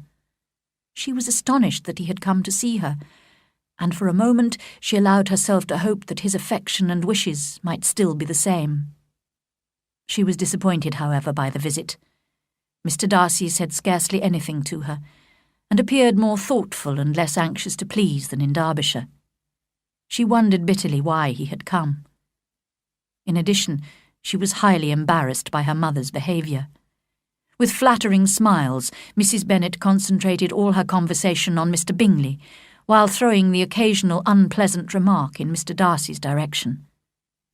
The only positive effect of the gentleman's visit was the way in which Jane's charm and beauty appeared to excite Mr. Bingley's admiration all over again, which Elizabeth was relieved and delighted to see. The Bennet family did not see the two gentlemen again until Tuesday, when they came to dinner at Longbourn. It was a great pleasure to Elizabeth to watch Bingley sitting beside Jane and talking happily to her, but this was the only enjoyment she gained from the party. Mr. Darcy was unfortunately sitting a long way from her, next to Mrs. Bennet. Elizabeth could see how seldom they spoke to each other, and how cold and formal their behaviour to each other was. She would have given anything to be able to tell him that his kindness was appreciated by at least one of the family. All through the long dinner, she desperately hoped there would be an opportunity for her to have some real conversation with him later. But the evening passed without any more than a short exchange of politeness between them, and Elizabeth lost all hope of immediate happiness. 2 days after this, Mr. Bingley called at Longbourn House again. This time he was alone, as Mr. Darcy had gone to London. He sat with the ladies for over an hour, talking cheerfully and agreeably to them. He came the next morning, and again in the evening. Mrs. Bennet took every opportunity to leave him alone with Jane, by calling her other daughters out of the room for some reason or other. She was hoping to encourage him to propose, but in spite of her efforts, Bingley remained charming and agreeable and unattached. But on the third day, Bingley came in the morning to go shooting with Mr. Bennet. He stayed for lunch, and was still there in the evening. And when Elizabeth entered the sitting-room unexpectedly, to her surprise, she saw Jane and Bingley standing close together near the fire. They turned hurriedly when they heard her, and moved awkwardly away from each other. Bingley whispered something to Jane, and ran out of the room. Jane could not keep her secret from her sister, and kissing her, cried, "I am the happiest creature in the world. Oh, Lizzie, I do not deserve this. Why isn't everybody as happy as I am?" Elizabeth congratulated her sister most warmly and sincerely. At last, she thought, the end of all Mr. Darcy's anxious advice, the end of all Caroline Bingley's lies and plans, the happiest, wisest, most reasonable end. "I must go and tell my mother," continued Jane, "as he has just gone to ask my father's permission. Oh, Lizzie, what happiness!" It was a joyful evening for all of them. Jane looked more beautiful than ever, and Bingley was clearly very much in love. Mrs. Bennet could not say enough to describe her delight, although she talked of nothing else all evening, and Mr. Bennet was evidently very pleased. Before the two eldest sisters went to bed that night, Elizabeth listened willingly to Jane's long description of Bingley's good qualities. At the end, Jane added, "Oh, Lizzie, if only I could see you as happy as I am. If only there were another man like Bingley for you." "Dear Jane, I can never be as happy as you, because I'm not as good as you. No, let me find my own husband. Perhaps if I'm very lucky, I may meet another Mr. Collins one day." The engagement was not kept a secret for very long. Mrs. Bennet whispered the news to Mrs. Phillips, who told all her neighbours in Meryton. Everybody soon agreed that the Bennets were the luckiest family in the world, although only a few weeks before, when Lydia had run away, they had been considered the most unfortunate. Chapter 12. Elizabeth and Darcy. One morning, about a week after Bingley had proposed to Jane, a carriage arrived outside Longbourn House. Elizabeth, Kitty, and their mother were in the sitting-room, when suddenly the door was thrown open and their visitor entered. It was Lady Catherine de Bourgh. They were all extremely astonished. Mrs. Bennet, flattered to have such an important visitor, received her with great politeness. After sitting for a moment in silence, Lady Catherine said very stiffly to Elizabeth, "I hope you are well, Miss Bennet. That lady, I suppose, is your mother, and that, I suppose, is one of your sisters." Elizabeth replied that she was correct in thinking so. Lady Catherine rose and said, "I would like to have a walk in your garden, Miss Bennet, if you would accompany me." "Oh, go, my dear," cried Mrs. Bennet. "Show her ladyship the different walks. I'm sure she will like them." As they passed through the hall, Lady Catherine opened the doors into the different rooms, looked in, and declared them to be reasonable-looking rooms. They went into the garden in silence. Elizabeth was determined to make no effort at conversation with a woman who was being more than usually rude and disagreeable. Lady Catherine began speaking when she was sure they were alone. "You must know, Miss Bennet, why I have come." Elizabeth looked surprised. "Indeed, you are mistaken, madam. I have no idea why you are honouring us with a visit." "Miss Bennet," replied her ladyship angrily, "however insincere you may be, you shall not find me so. A most alarming report reached me 2 days ago. I was told that you, Miss Elizabeth Bennet, would soon be engaged to my nephew, my own nephew, Mr. Darcy. Although I knew it must be a shameful lie, and I would not offend him by supposing it to be possible, I decided at once to come here to let you know my feelings."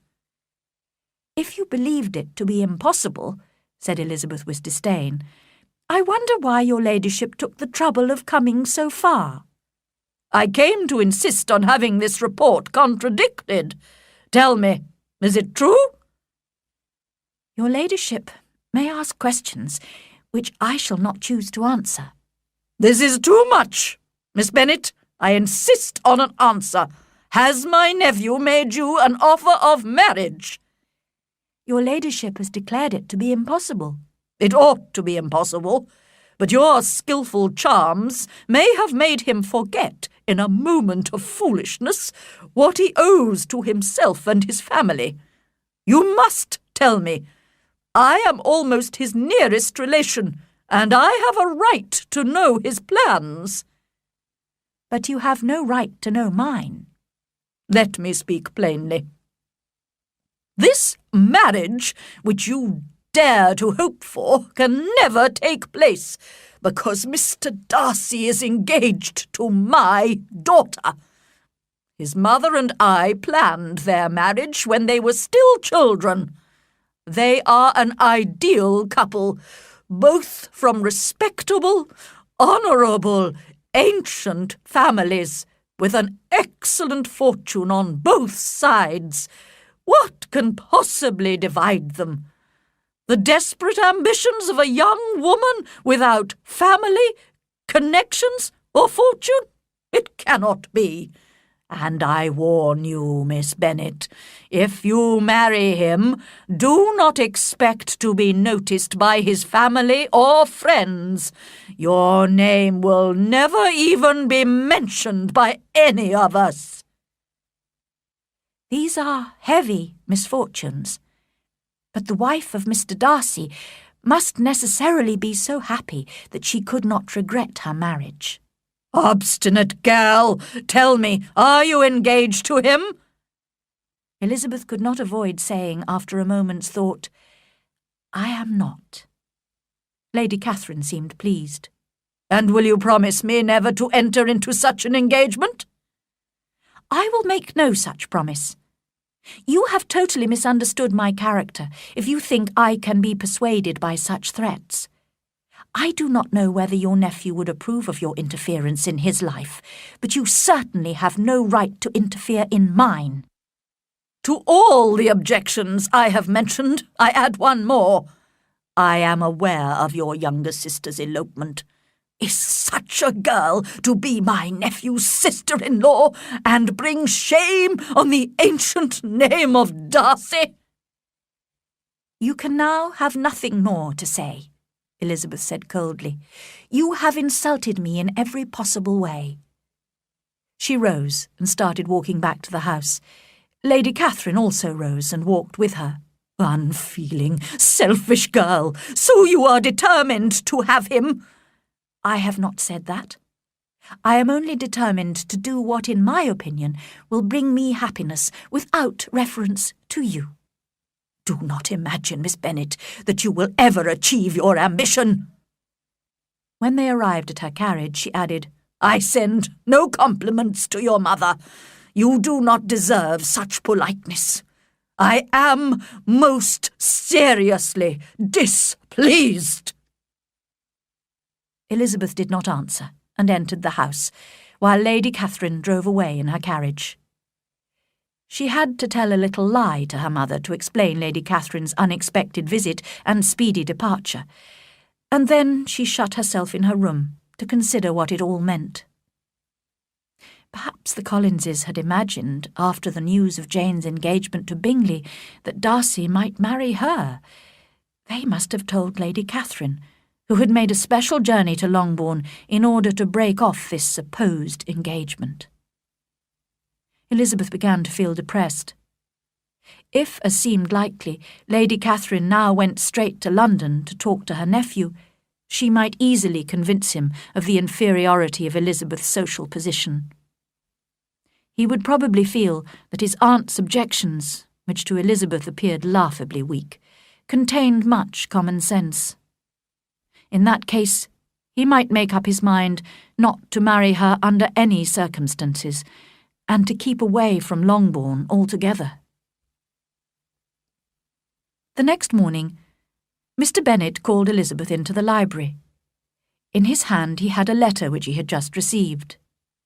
Lizzie, I did not know I had 2 daughters about to be married. I congratulate you on a very important conquest. Elizabeth blushed, thinking that Darcy himself had written. You seem to know what I mean, but I think even you will not be able to guess your admirer's name. This letter is from Mr. Collins, and he first congratulates me on Jane's engagement, of which the gossiping Lucases have told him. Apparently the Lucases also think that my daughter Elizabeth might soon be marrying one of the great gentlemen in the country, Mr. Darcy, in fact. Now, Lizzie, I think I have surprised you. Could he have chosen anyone we know as a more unlikely husband for you? Mr. Darcy, who never praises, only criticises women, and who probably never looked at you in his life. What an admirable choice! Elizabeth tried to share her father's amusement, but had never appreciated his humour so little. He goes on to say that when he dutifully gave this news to her ladyship, she made many objections, and stated that she would never agree to the marriage, He kindly gives us this information, he says, to prevent his cousin Elizabeth and her admirer from rushing into a marriage not approved by their families. Well, Lizzie, what do you think of that? I do enjoy Mr. Collins's letters, and I am delighted the Lucases thought of Mr. Darcy. His perfect indifference to you and your strong dislike of him make it so extremely amusing. Don't you agree? Elizabeth had great difficulty in pretending to be amused by the letter. It was necessary to laugh, when she would rather have cried. Her father had most cruelly hurt her by speaking of Darcy's indifference, and she began to wonder whether perhaps instead of his seeing too little, she might have imagined too much. In spite of Elizabeth's doubts, however, Mr. Darcy returned to Netherfield a few days later, and he and Mr. Bingley came to Longbourn soon afterwards. Bingley suggested they should all go for a walk, and while he and Jane concentrated on their own private conversation some distance away, Elizabeth found herself alone with Mr. Darcy. Taking a deep breath, she said bravely, "Mr. Darcy, I can no longer stop myself from thanking you for your extraordinary kindness to my poor sister. If the rest of my family knew of it, they would add their grateful thanks to mine." "I had hoped to keep it a secret," he answered. "But if you must thank me, let it be for yourself alone. I shall not attempt to deny that wishing to give happiness to you was one of my reasons for helping your sister. But your family owe me nothing. Much as I respect them, I believe I thought only of you." Elizabeth was too embarrassed to say a word. After a short pause, he added, "You are too generous to play with my feelings. If you still feel as you did last April, tell me so at once. My affections and wishes are unchanged, but one word from you will prevent me from ever mentioning them again." Elizabeth forced herself to speak, and immediately, though hesitatingly, gave him to understand that her feelings had changed so considerably since that time that she was now grateful and pleased to accept his proposal. When Darcy heard this, he was probably happier than he had ever been before, and he expressed himself as warmly and sensibly as a man violently in love can. They walked on, without noticing in which direction. There was so much to be thought and felt and said. She soon learnt that his aunt had indeed seen him in London after her disappointing visit to Longbourn, but unluckily for her ladyship, her critical comments and description of her conversation with Elizabeth produced exactly the opposite result to what she had intended. "It taught me to hope," Darcy explained, "as I had hardly ever allowed myself to hope before.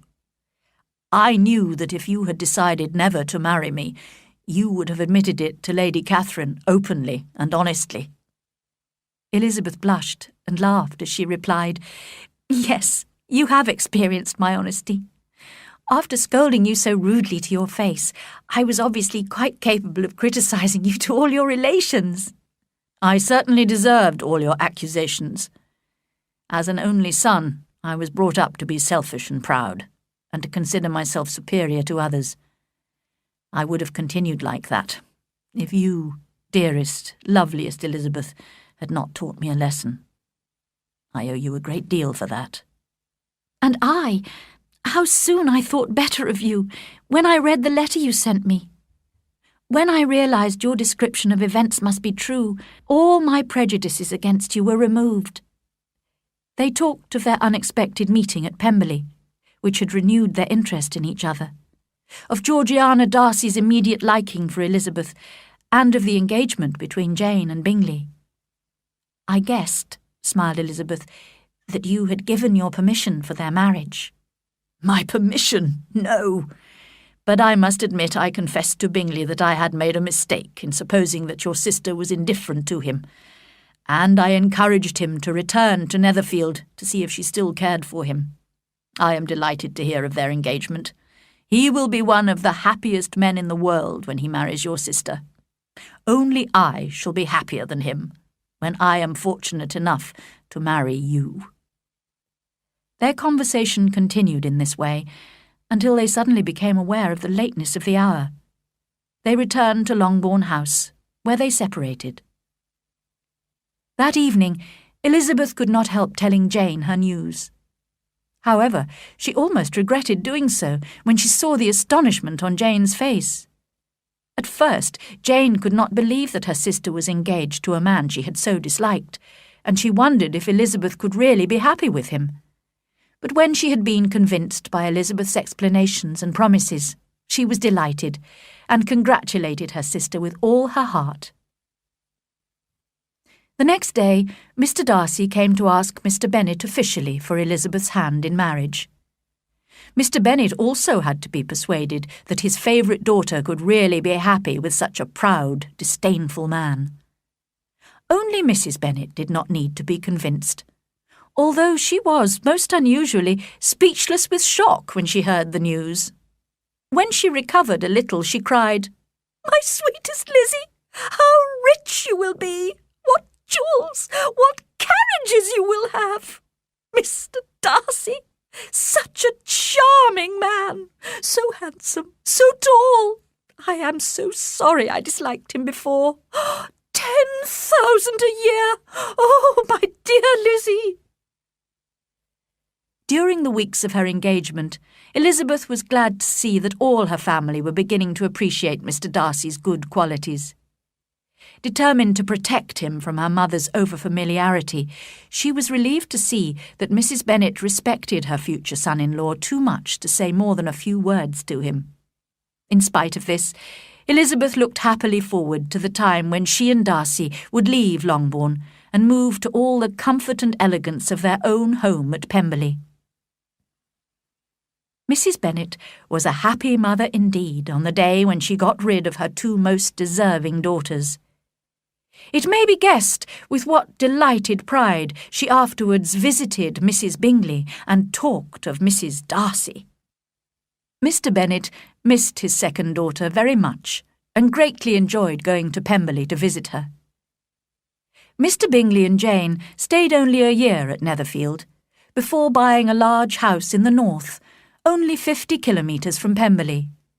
In this way, the two sisters were permitted their dearest wish and were able to visit each other frequently. Mary was the only sister who remained at home, as Kitty spent most of her time with her two elder sisters, which greatly improved her behaviour, character, and intelligence. Lydia and Wickham were always moving from one place to another in search of cheap rooms, and always spending more than they should. His affection for her soon became indifference, while hers for him lasted a little longer. They were not too proud to ask Lydia's sisters for financial help during every crisis, and Elizabeth and Jane both sent them regular gifts of money to pay their bills. Caroline Bingley was deeply offended by Darcy's marriage, but she did not show her bitterness, and was always extremely polite to Elizabeth. Georgiana Darcy, on the other hand, became greatly attached to Elizabeth and had the highest opinion of her. Lady Catherine, however, was so rude about Elizabeth to her nephew that he broke off communication completely with her for a time. In the end, Elizabeth persuaded him to forgive his aunt, who eventually forgot her pride enough to visit them at Pemberley. There remained a close relationship between the Darcys and the Gardiners.